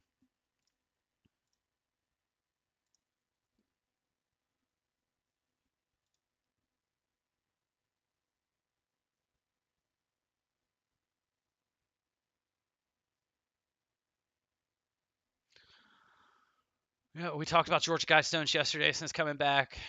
A lot of not mixed feelings about who actually put them up or actually what they were representing, but it's again, it's a small little detail that doesn't really have any bearing on what needs to be done or where we're going or where we come from. If anything, just another little distraction to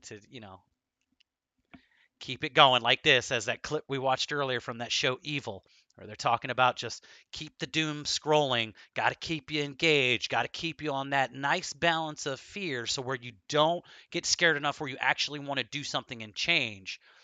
The problem is now I think it's backfiring, or it's either backfiring for them or it's doing exactly what they want, and they actually want anyone who's going to wake up to hurry up and wake up, get out of their matrix, get out of it, so there's no competition with them, rapture, go through a portal, whatever, die, whatever it is that's going to happen to all of us that refuse to go into this new matrix that they're retooling. Who knows?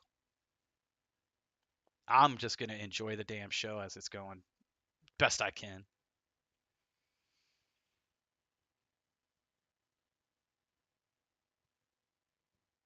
I made this back in July 5th. I know Trump and Elon are supposed to be fighting now or arguing. Like, if you still don't realize Trump and Elon are on the same New World Order team as the president and all the other talking heads on your TV and MCML, you need to go play in nature, turn off the devices. The entire system and players are corrupt, playing a role. Sure. Sure. Oh God, the transgender thing. I don't want to get into the transgender thing. Elliot Page, Ellen Page, whatever. I just had one question. When we talk about appropriation and stuff like that, does Elliot Page, what I think it's Elliot now, right? Does Elliot Page get any criticism from taking male roles away from males?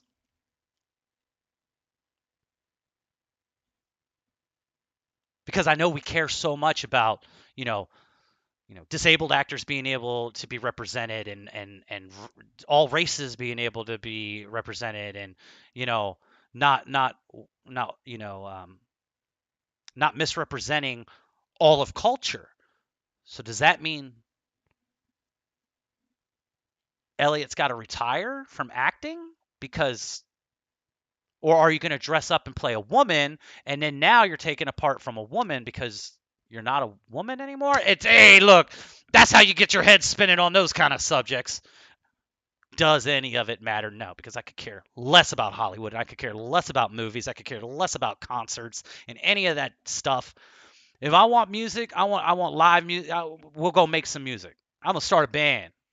I'll go to a local band. I'll always love music, but I'm done thinking that I need this world. What would I do without celebrities? What would I do without movies and Netflix? What would I do without McDonald's? I don't care.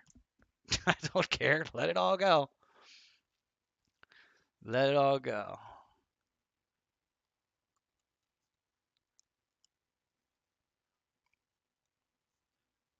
Yeah.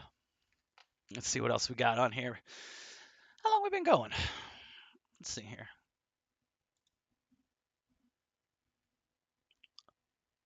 Three hours. Right on. Another long stream. 3 hours. Cool. Cool, man. Yeah, I'm glad I remembered I could do screen sharing as well. That'll make getting on here more frequently again easier, because I'll feel like we have stuff that we can just interact with and look at while we're on here. And The unfortunate part is most likely I'm going to get a strike or something, because I mean the V word came out too many times. The problem is I'm watching certified doctors and professionals, or I'm watching the president speak. But they'll because there was truth said, they'll find a way to try and censor me. Whatever.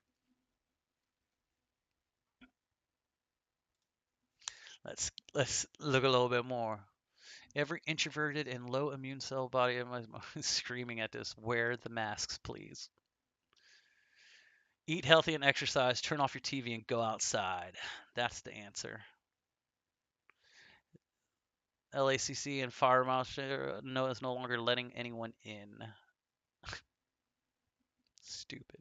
But if that was an Oscar party or, a G7 meeting, it'd be fine. It'd be fine. Don't worry about it. Don't worry about it.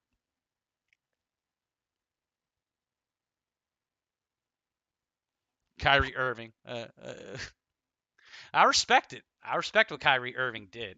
I don't care. I don't care about athletes or anything like that, but he sacrificed millions of dollars to take a stance. Got to give credit where credit is due.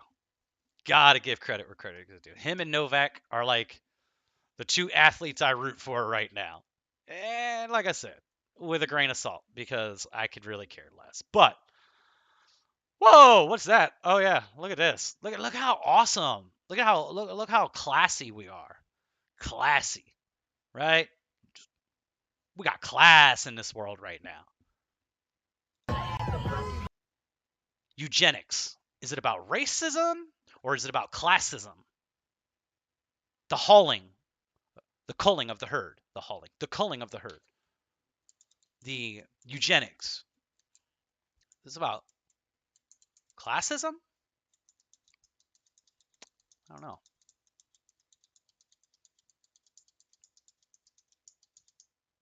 We really make ourselves look good, don't we? Humans. We really make ourselves look good. This is at a pro-abortion rally. This is how they're trying to celebrate, or this is how they're trying to promote their right to abort babies, because they want to be shaking that ass. They want to be in the clubs all night, going home with strangers. They don't want any responsibility for it the next day. No responsibility for it. We just got to get back. It isn't about the babies and not babies anymore. People need to get back to respecting the power of sex and what it leads to. We just need to remind ourselves how important sex is and what it's actually about and what it leads to. We need to redefine this whole free sexual movement. Just go have sex with whoever you want at any time. Like, it needs to be emphasized how magical and important it is. Again. And not give people loopholes to get away from the importance. Now, there are situational things. There will always be situational things. That's not my point. My point is we need to start thinking differently.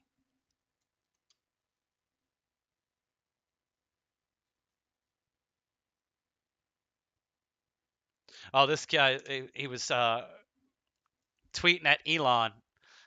He was asking what field he should get in or something like that. I'm a 17-year-old kid who admires your work for the human civilization. On this planet, a wise person told me intelligent people do what they like to do, but a genius always does what is needed. So can you suggest in what field I should work and do what's needed the most? And I put hydro engines. Hope Elon likes that with your electrical cars. Oh no, I broke my pen. Ah! Rocket fire away. Yeah, so Elon, what a fraud. What a fraud.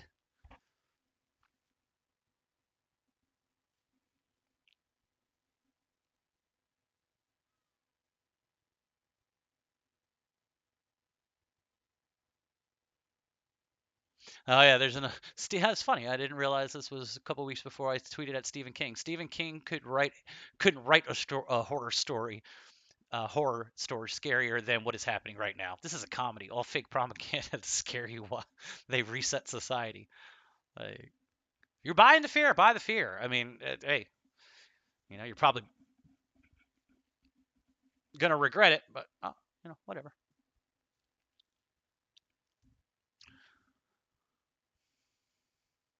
Timeline cleanse. Time for a timeline cleanse. Look at these guys. Look how beautiful and cute they are. Leave them alone. Look at that. Look at them cuddling, showing love, sharing love. Literally cuddled up next to each other. Happy, smiling.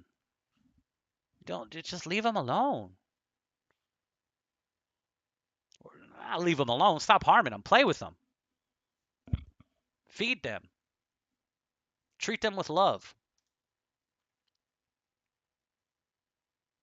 Excuse me while I sneeze. Excuse me. Let's see here. What else we got here? Yeah, if you still believe in politics, you're asleep. You're still sleepy sleep. Why is Jim Carrey trending?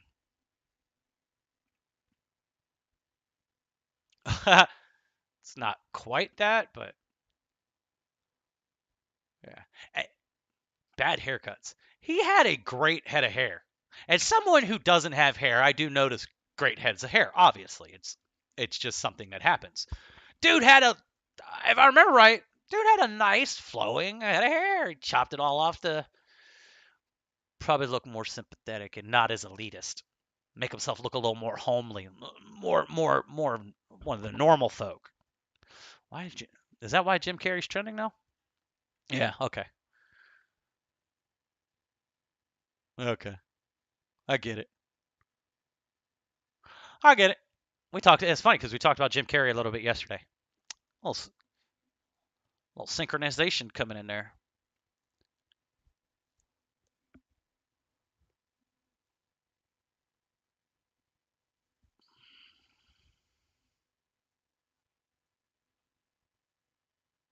Someone tried to tell me I need to read more into Trump and QAnon and that they're really here to help us. No. No. I'm sorry. It's been, 6 years since Trump was elected, and you guys are still pushing that narrative.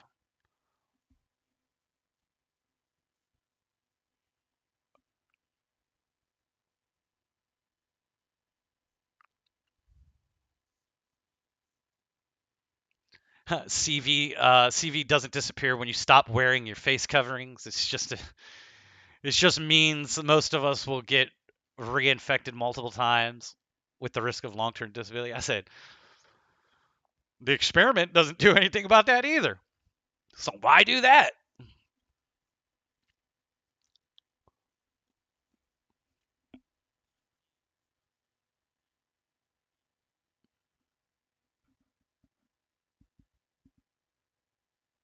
You were protected by your mask or you were protected by your immune system?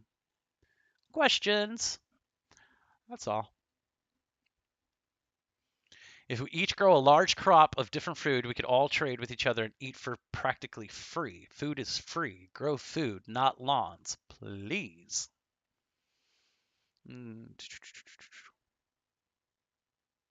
I pray for the day that humanity as a whole rediscover the spirit within and come together as a family to unite and fight against evil parasites that currently run this world.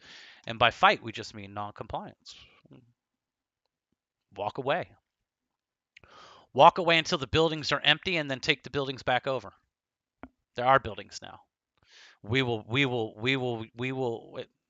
let all their little employees quit. Stop going these places. I know yesterday I said, if you want, go spend all your money. But truly, what I really mean, what I really want to see people do is all just stop. Stop. Let these places go empty. Let them shut down, and it would retake them all over, and then you rewrite the rules. This is our building. This is our grocery store. This is our hospital. We're going to do real medicine. Surgeries and stuff will still be available because accidents will happen. Specialists will still be available. We're going to change the system. But let these buildings empty themselves out. Stop going. Stop going.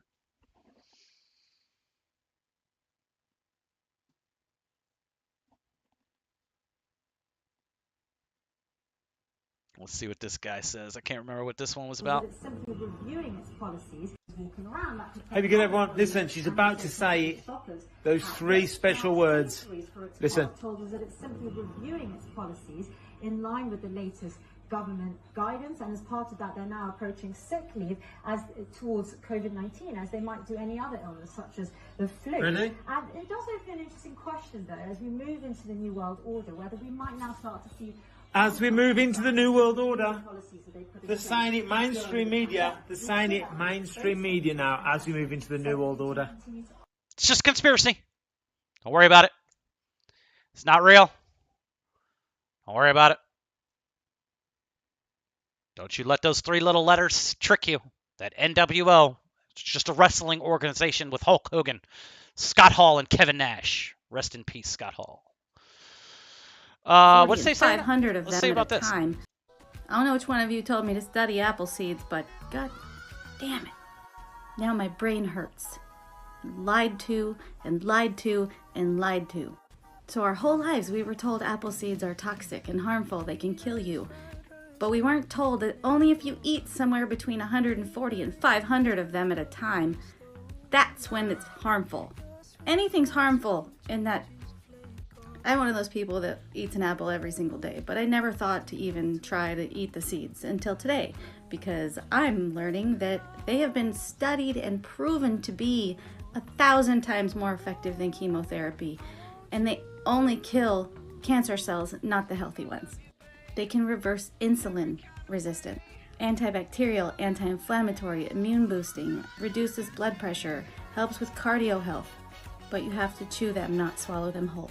No, I don't have a recipe. Please do your research. I love you. Have a great day. Something to think about. Something to look into. The saying is an apple a day keeps the doctor away.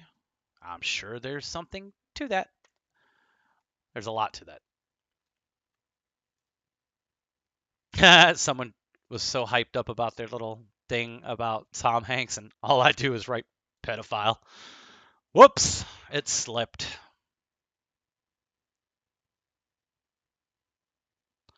Says, we have been taught that tribalism results in a small world. Just the opposite is true. If you find yourself surrounded by loyal and true people, you will start expanding off the charts. Don't fall for new age and religious bullshit. Again, I'm like, depends on your definition.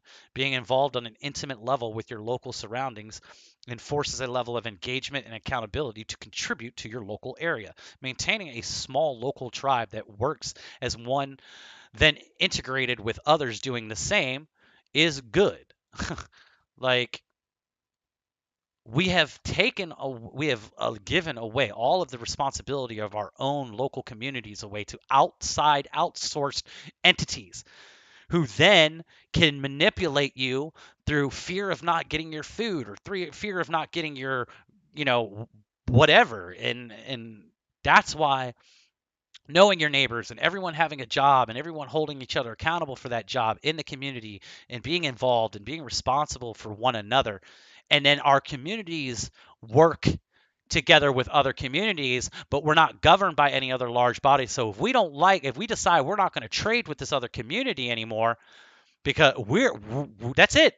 You stay over there, do your thing. We're done. We're over here. We're doing ours. If we are enjoying the ebb and flow, the commerce between, or the barter and trade, then great. We keep those relationships and we keep a worldwide trade going. But it has to be shrunken down for the responsibility and the accountability to be there. Okay, it has to be. So tribalism is not a bad thing. That guy completely off on that. Tribalism is key. Okay, it is key to being involved in having a stake in your community and where your food comes from and clean water and housing and all that stuff. We do it together.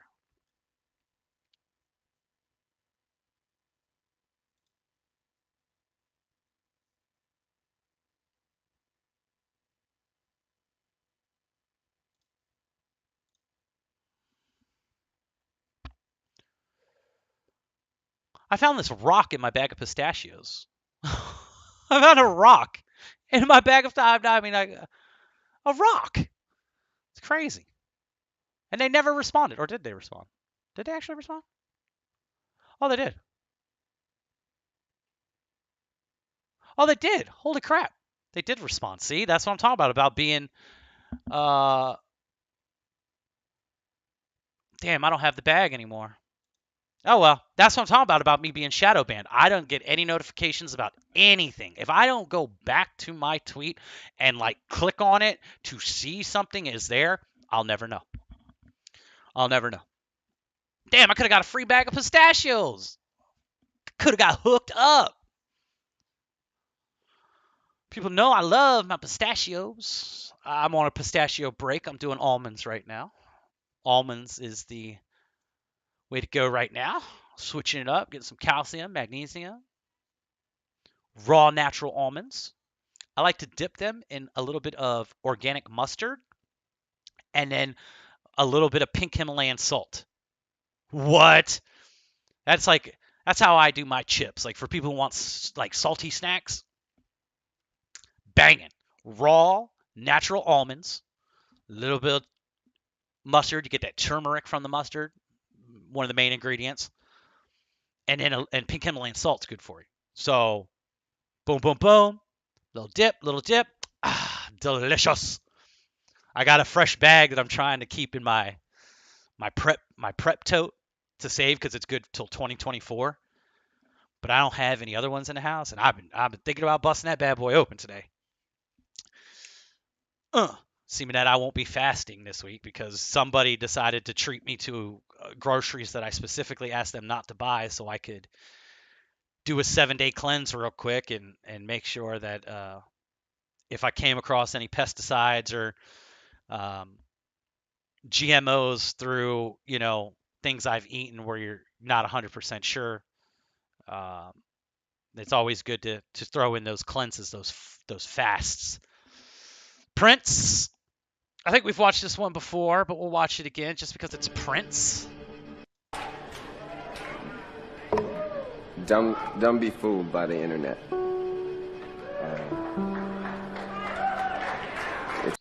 And it's not just the internet. Don't be fooled by any media, the TV specifically, but don't be fooled by any media, including me. If you are not sure about something I have said, then do some research. Find out for yourself. And if it doesn't fit your truth, if it doesn't feel right in here, if you don't feel like it's going to better you, then ignore it and move on and find something else. And then maybe it'll come back in another time and be helpful then. But what he's about to say, it goes for all media, not just the internet. It's cool. It's cool to get on the computer, but don't let the computer get on you. It's cool. It's cool to use the computer. Don't let the computer use you. You all saw The Matrix.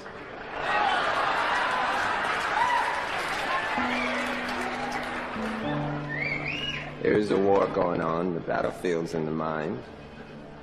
And the prize is the soul. So, just be careful. Be very careful.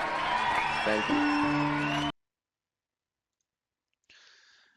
Yeah, he said be very careful. And that's what I mean about how we're treating ourselves and how we're treating others right now during this trials and tribulations. There is judgment, okay? There is judgment. And whether you like that or not, you can call it karma. You can call it cause and effect, which is judgment. Everything that we're all going through right now, there is multiple possible outcomes of where we're going to end up. Your actions are going to dictate that. I promise you that. And it's funny because he did that at a Yahoo small, like this is back when internet was really starting to first kick off, and he was like, hey, be careful with this thing. But that's all media. Let's see, what's this?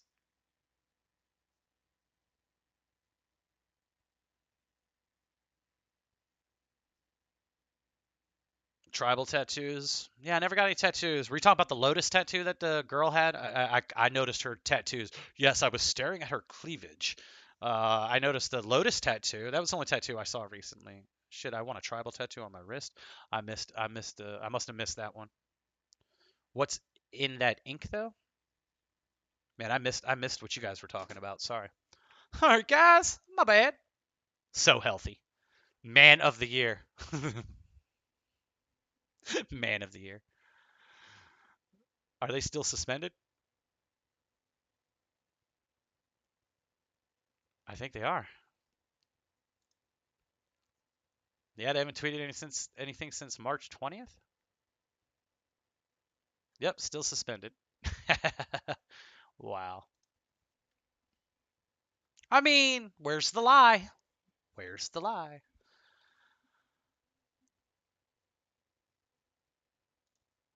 Oh, I wonder if I ever got. Did I ever? Oh, thanks. Appreciate that. How's everyone doing out there? Oh, it's 7:30. I wonder if people are doing dinner yet. It's almost dinner time for those who are doing that whole thing. I might go get a snack here in a little bit. Might get off here and scroll and see if there's maybe another stream we could do here in a couple hours. Maybe see what's going on in the world and see if there's anything specific we want to come back on and talk about.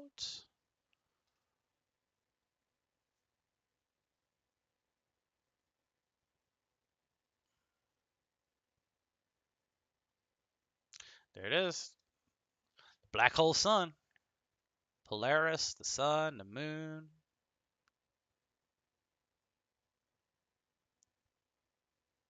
Interesting. Interesting.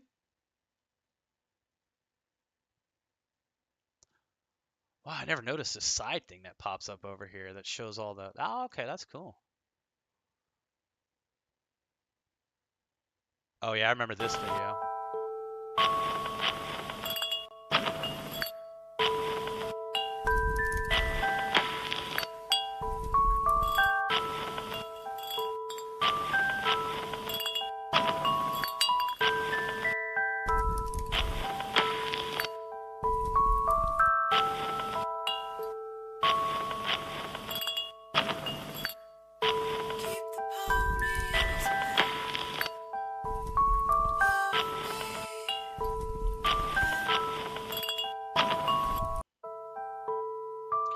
Black hole sun, won't you come and wash away the rain?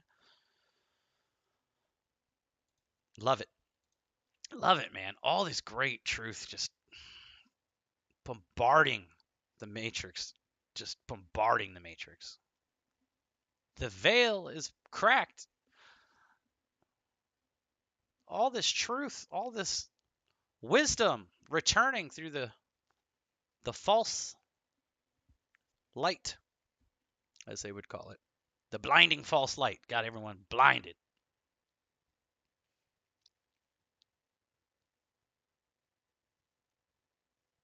I know people are still trying to decode the iPet goat movies. There's a lot of symbolism in those. A lot of symbolism. Some more IMCO things.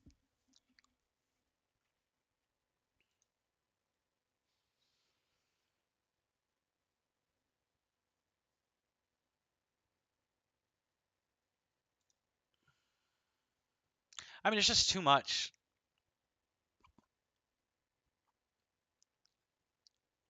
Documentation of the EMCO event, not just in the world, but like the symbolism that they put in all the media, music, movies, TV, art. It's just, it's everywhere. This cataclysmic plasma reset. It's the sky lighting up and falling, if you will. Crazy. That's a beautiful picture.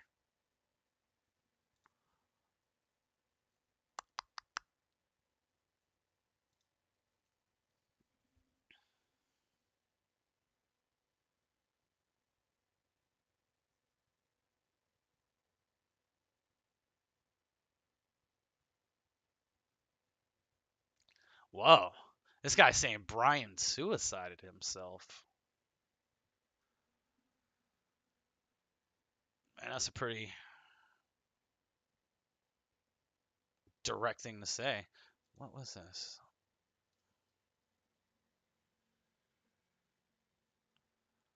Oh, is this the EMCO thing? This might be Brian's EMCO video. Part 25N, the plasma tube of light on the flat Earth.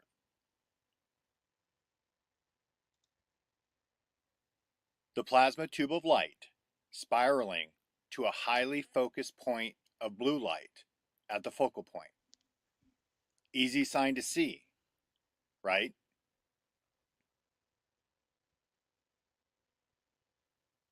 Nope. The blue sky conceals the color change of the focal point due to the backdrop being the blue waters above, and the extreme brightness of the focal point makes it nearly... I've never seen blue water a day in my life.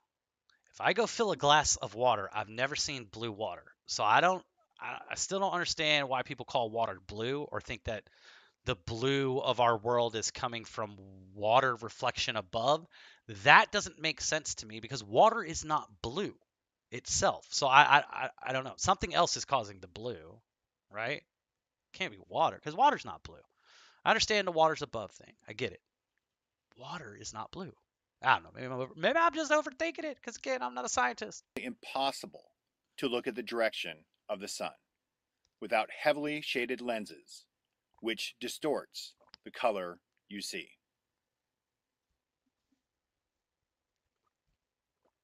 Isaiah 30:26, King James Version.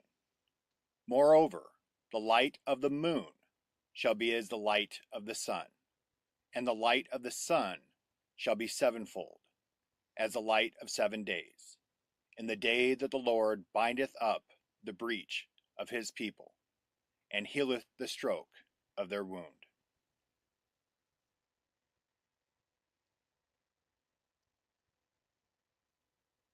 Since the early signs of the blue sun are nearly impossible to see, the only other way to know is by the position of the sun.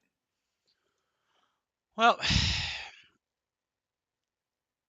that is why solstices are so important and why they were so important to the ancients.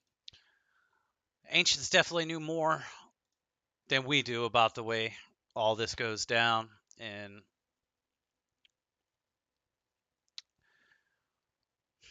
I wonder if there was a confirmation on if there was like a note or something that was found with that, because that's a hell of a thing to state. I think the two suns could be possible.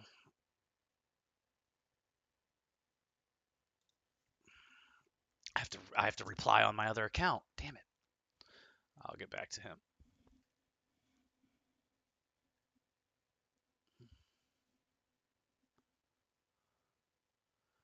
Upside Down 666. This was our 9th Falcon 9th launch in the first 9 weeks of 2022. It's Upside Down 666 right there, right? Boom, boom, boom, boom. But I'm sure that was just a coincidence, right?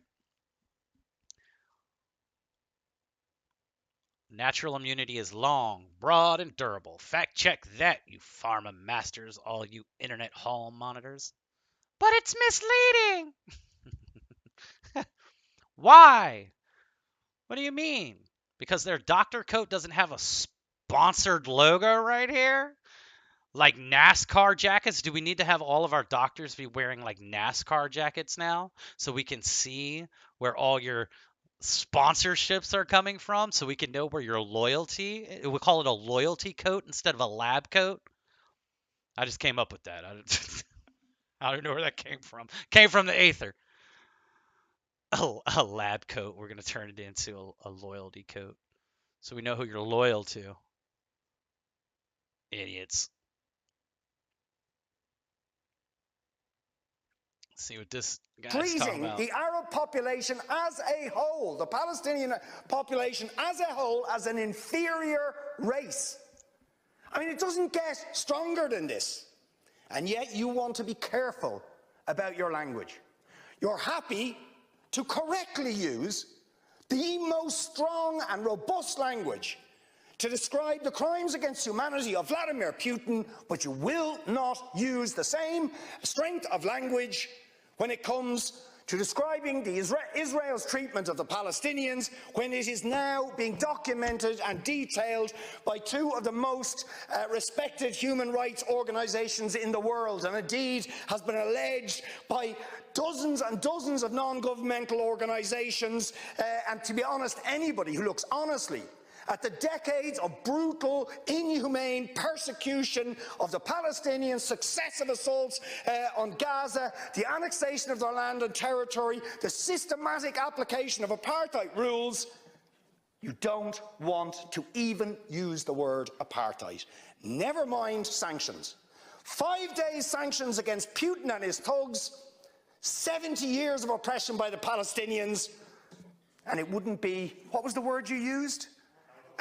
It wouldn't be helpful to impose sanctions. Amnesty International are calling for Israel to be referred to the International Criminal Court for crimes against humanity. Will you support it? They are calling for targeted sanctions against Israeli officials who are perpetuating the system of apartheid, just exactly the same types of sanctions you've just initiated against Vladimir Putin. Will you support it? And I think the answer is clearly you're not going to. And then we ask the question, why? Why? With such strength of feeling, Fine Gael and Fianna Fáil and Green TD stood up one after the other, saying it was intolerable, the thuggery and the warmongering and the brutality of Putin. You wouldn't stand for it. Urgent action had to be taken. But we've got to be much more careful with the Palestinians.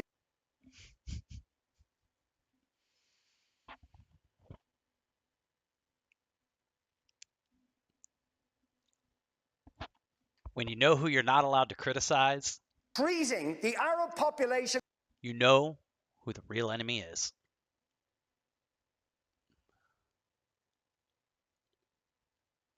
Which is in Midtown. My dinner companion that night was a senior advisor to BlackRock. As you may know, BlackRock is now the largest asset manager on the planet. It directly manages $5 trillion in assets, and it oversees another $11 trillion through its Aladdin platform. That means one firm controls more money than the GDPs of China, Russia, and Japan combined. Anyway, my dinner companion happens to work directly for BlackRock's CEO. As we nursed our white wine and the evening wore on, she let something slip. If I remember her words, she said something like, "They want to tell us we can't sell." What was she talking about? Who was she talking about? I placed a few calls, first to my contacts in Washington, then to a few people on Wall Street. Soon I was on a plane for a series of meetings to London, to Geneva, back to New York, then down to South America. As I began connecting the dots, a pattern emerged.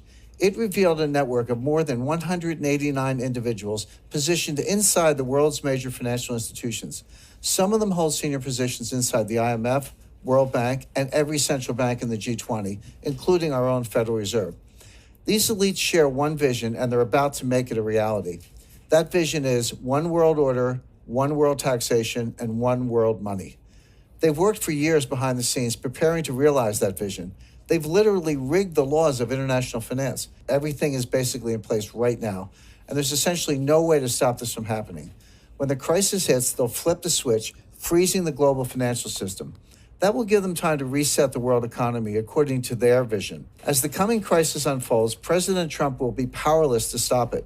In fact, trying to stop them would probably weaken the president's power altogether. That is amazing, Jim, really. So what did these elites want from your contact at BlackRock? Basically, they want to classify BlackRock as too big to fail. The technical term is Systemically Important Financial Institution, or SIFI. That designation normally applies to banks, such as Bank of America. If your bank gets the SIFI label, it means the government will bail you out first in a crisis. But it also means you must turn over control of your bank until the crisis subsides. In this case, they're trying to reclassify BlackRock, an asset manager, as too big to fail. If they succeed, they'll be able to freeze BlackRock when the crisis hits. BlackRock clients won't be able to sell. They won't be able to buy either. Their accounts will go dark indefinitely. and the elite operatives will take control of BlackRock's assets remotely via the internet. But our research shows that their ICE-9 plan goes much, much deeper than that. Now, you refer to their plan as ICE-9. You just said that. What does that mean? It's a reference to the Kurt Vonnegut novel, Cat's Cradle. In the book, a mad scientist creates a new form of water molecule called ICE-9. When it comes in contact with other water molecules, it freezes them at room temperature. One drop of ICE-9 can freeze the whole ocean. And that's what these elite operatives are about to do to the world economy. Now, can you share with our viewers exactly who these operatives are and what their ultimate goal might be? Like I said, John, more than 189 elite agents have slowly wormed their way into leadership positions across the board. They now sit at or near the head of the IMF, the World Bank, and even our own Federal Reserve. They also control much of what happens at the central banks of China, Russia, India, Brazil, Canada, and Europe. As you know, these institutions form a kind of global superstructure. It forms a kind of snare net encircling all nations. Their leaders aren't democratically elected. They're not accountable to you and me. They're beyond the reach of government and citizens, and yet they hold the fate of the global financial system in their hands. To get a sense of how they operate, imagine an array of floating spheres. One sphere is labeled IMF. One is labeled Fed. One is labeled Bilderberg. One is labeled Wall Street. One is labeled central banks. One is labeled intelligence agencies. One is labeled media, and so on. The elites inhabit all of these spheres, and together the network forms a kind of 3D Venn diagram. As I see it, regardless of what sphere they inhabit, the elites all share the same vision: one world order, one world taxation, and one world money. All of their actions are geared toward moving that agenda forward. Now, are you able to share the identities of these elites with our viewers? We've identified more than 189 individuals who are in many cases hiding in plain sight. Regardless, they all share the same vision: one world order, one world taxation, and one world money. A short list would include Christine Lagarde, Managing Director of the International Monetary Fund, IMF; Mark Carney, Governor of the Bank of England; Raghuram G. Rajan, Vice Chairman of the Bank for International Settlements; Haruhiko Kuroda, Governor of the Bank of Japan; William C. Dudley, President of the Federal Reserve Bank of New York; Agustin Carstens, Governor of the Bank of Mexico; Janet Yellen, Chairman of the Board of the Federal Reserve System; Mario Draghi, President of the European Central Bank; Zhu Min, former Deputy Managing Director of the IMF; Zhou Zhouquan, Governor of the People's Bank of China; Robert E. Rubin, Chairman of the Council on Foreign Relations. This A-list of central bankers and other elites is just the tip of the iceberg. Of course, not one of these elites will tell you outright what's going on, but I've seen and heard enough to connect the dots for myself.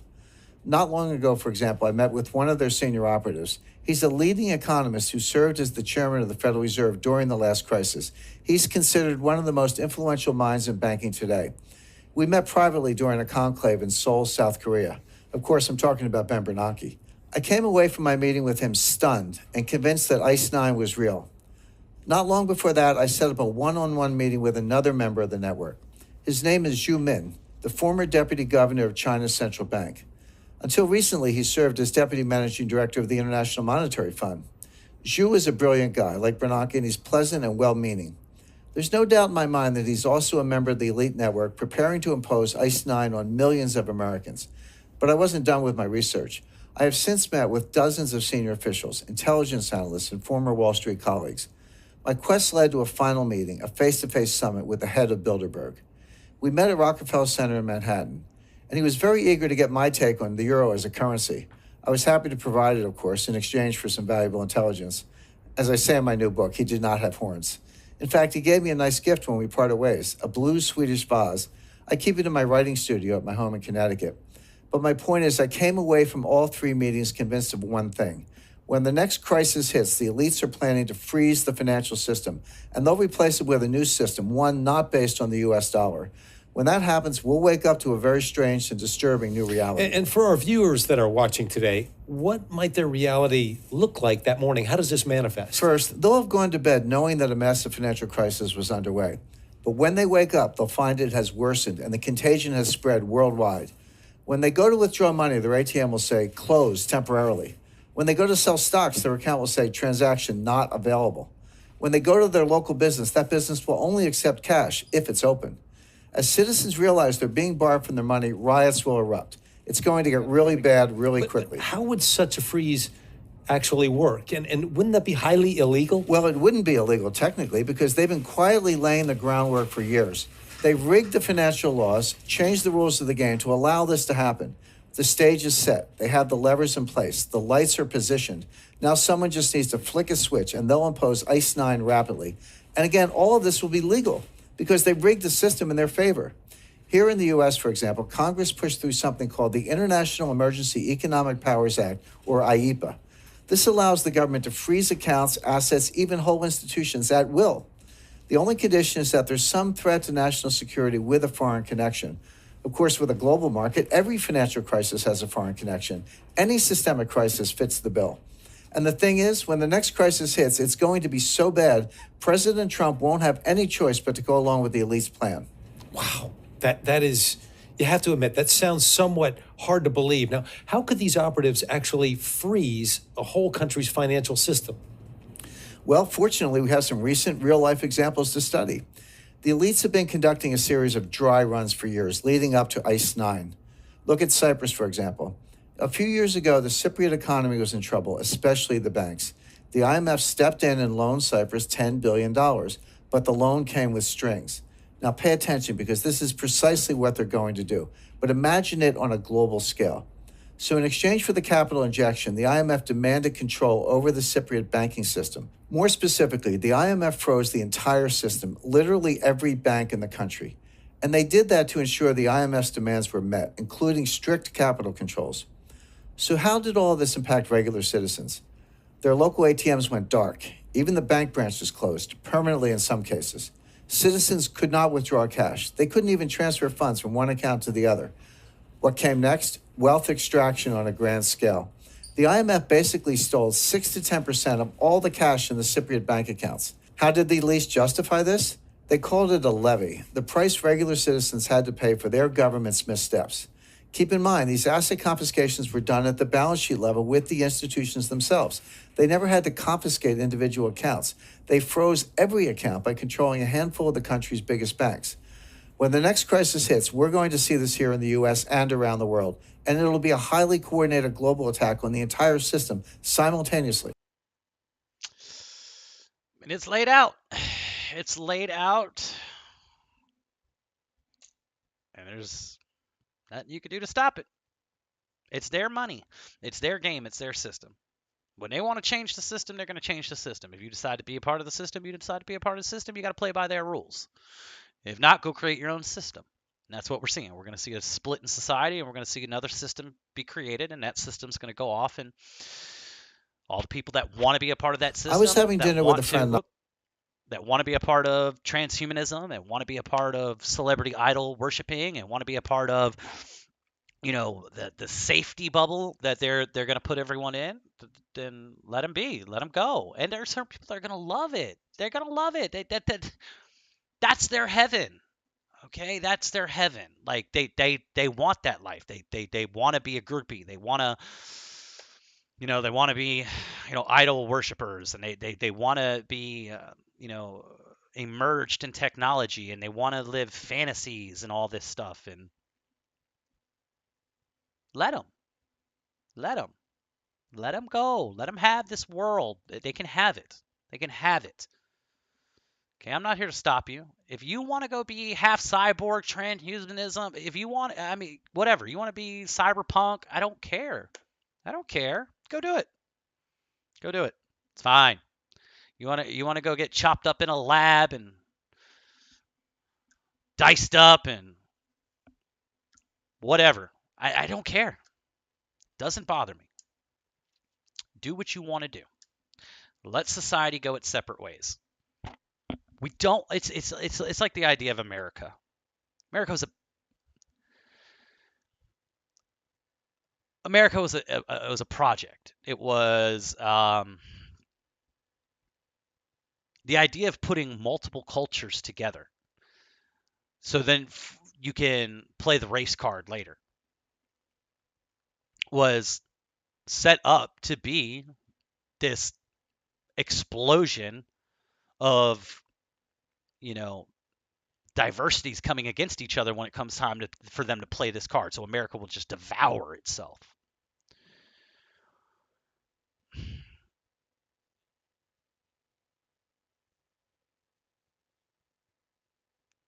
I don't know if I want to get too. I don't want to get dark. I don't want to get anyone in a bummer mood. So I'm gonna curve there. I'm gonna curb that thought I was just about to say. I'm gonna move on. Yeah, I don't wanna. Everything's gonna be fine. We're good. As long as you are preparing the way you're supposed to be preparing, you're gonna be fine. So what if your grocery store or your ATM card gets locked out? So what? If you're doing things now while God has been, or the universe has been giving you a chance to see what is coming, if you're actually doing something about it, you're going to be fine.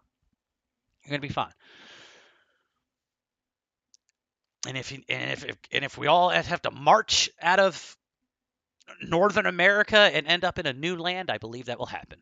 I believe like Exodus, Moses leading them out of Egypt, that analogy, whether it happened or not, we're going to use it as an analogy. I believe that that will happen. And they might make it all the way up to the last point, like they're putting us on boats and they're gonna ship us off all to a place. They're expelling us.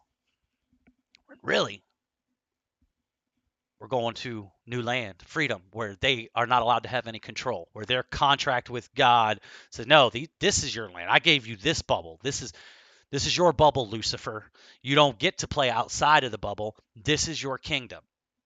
Lucifer is the kingdom of this realm. People don't like to acknowledge that, but it tells you in your good old book that it is the ruler of this realm. It's his playground.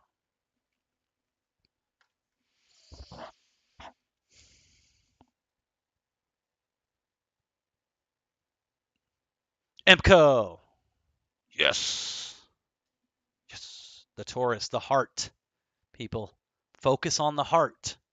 All this stuff, great. It's going to be a great visual show. But if you ain't got this fixed and you ain't got this balanced with this, you ain't going to survive no plasma storm anyway. Care how many survival skills you think you have. Because if this and this isn't in tune with that, you're not going to be guided to the right places anyway. You're going to be running around like a maniac. You're going to be guessing, taking a shot in the dark. But if you're in tuned with everything, because your electromagnetics are flowing properly, because your diet's in order, and you're meditating and exercising and getting plenty of sunlight and plenty of proper dark rest, like in a dark room with, it's like plant life. Like the best thing is to go into the darkest room as possible. No LEDs, no alarm clocks. Like you want it to be like pitch black if you can. Get that good sleep. You want to do these things and be in tune so you can actually receive the guidance to get to safety if and when that time comes. I tell you to get strong.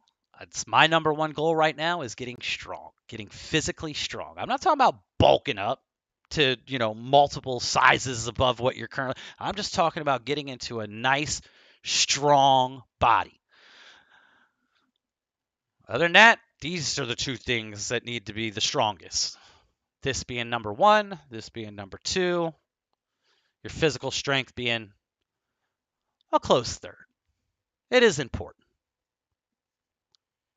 But a good heart's going to get you further than anything else. That will always be the truth. Ow. Ooh, ow.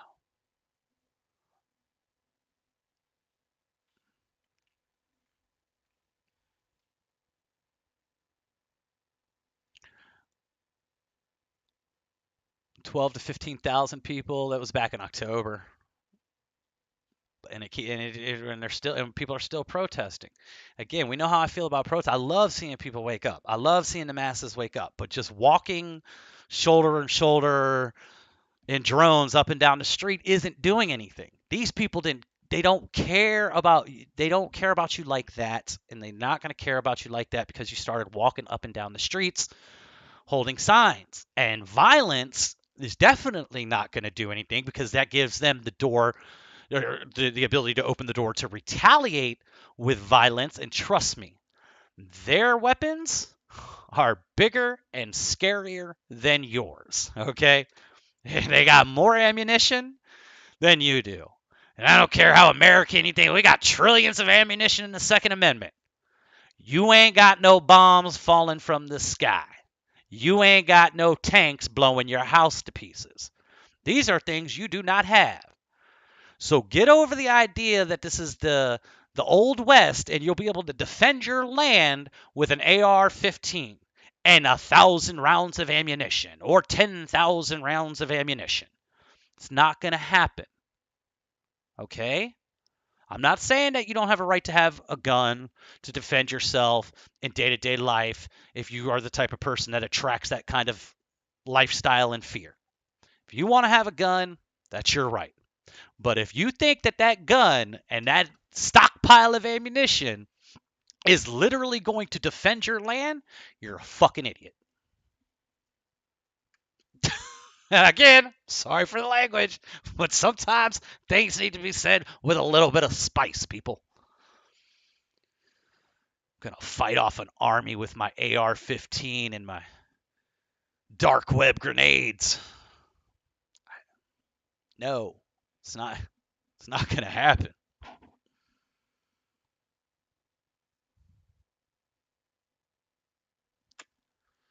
Well, all the way back to October when I last streamed. We made it all the way back to my tweets. See? As I wasn't even doing anything on Twitter. October, and then all the way up to recent. Like, there's the gap. So, yeah, it was October last time I was doing anything. Everything would be pretty repetitive. We either went over it or it's pretty old news. So, what I'll do is I'll just check and see what is trending right now. See if anything has happened since we've been on for the last, what? It's got to be like 4 hours now. Oops. Yeah, just about 4 hours. All right, cool. Just about 4 hours.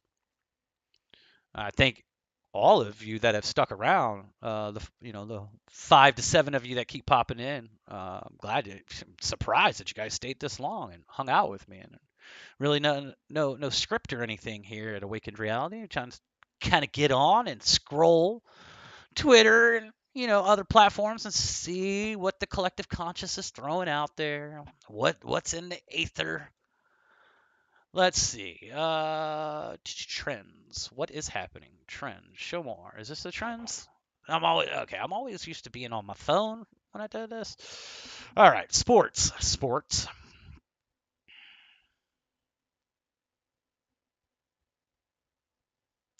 All sports so far. So distractions, bread and circus. Oh my God, Ben Affleck and Jennifer Lopez were married. Who gives a rat's ass? Who does that help? Why do people care about this kind of stuff? Why do people get involved? It's like the Johnny Depp and Amber Heard stuff. Why do people care about other people's relationships and lives that you are never going to be a part of? It makes absolutely no sense. The crazy. It's the crazy. It's literally all sports. I don't even see anything. I don't even see anyone arguing about anything. I'm sure they're arguing about sports, but there's no Oh, wait. Betsy DeVos abolishing the Department of Education. Okay, so there's one. The Park Mall. Okay, so what do we got here? Metropolitan Police confirmed there are multiple casualties related to another shooting. Another distraction piece for you. Because there have been shootings happening this entire time for years and years and years. This is just now they want that to be your focal point. They won't put that on the news. It is what it is, people. It is what it is. I can't help you. I can't help you if you're not willing to help yourself, but if you are willing to help yourself, I'm here, and I want to be a part of that journey. My name is Jeremy. This is Awakened Reality. And this was my second stream back, and I'm glad that you guys had a chance to join me. I'm going to wrap this up here with a couple of final thoughts. I want to remind everyone that I do have a Discord channel, and I will link in the description a couple of the other platforms that are available that you can reach out to me on. Direct messages are always best, whether you find me on Twitter or anything like that. go ahead and, direct message me, Facebook Messenger, WhatsApp, Twitter DM, because obviously with the kind of subject matter we investigate and discuss here, I am shadow banned on almost every platform, and I don't get notifications for comments and things like that. But I do tend to still get direct messages a little bit better. So that's always something to remember when reaching out to me. I might be on later tonight, late night. I'm not sure if anything happens, if I think of anything that I want to get on and discuss, or if anyone reaches out about anything, then we'll jump back on here and we'll talk about it. If not, I'll be back tomorrow, around the same time. I try and do it, sometime in the early afternoon, early evening. But just keep an eye out for a notification if you get it. Again, jump in the Discord if you can, just in case you're not receiving those notifications, and I'll be able to communicate with you and give you a heads up when streams are going live. I did forget to do it today, but I'll try and be better about that tomorrow and link it into the Discord as it's starting, so that way people can click and jump right in. I love you guys so much. Thank you so much for hanging out with me and watching and researching with me. It's always a pleasure. I'm gonna grab a little bite to eat, maybe go for a night walk, and get some good night's sleep here, unless I think of something to come back on for in a little bit. So you guys do the same, get some good rest, get some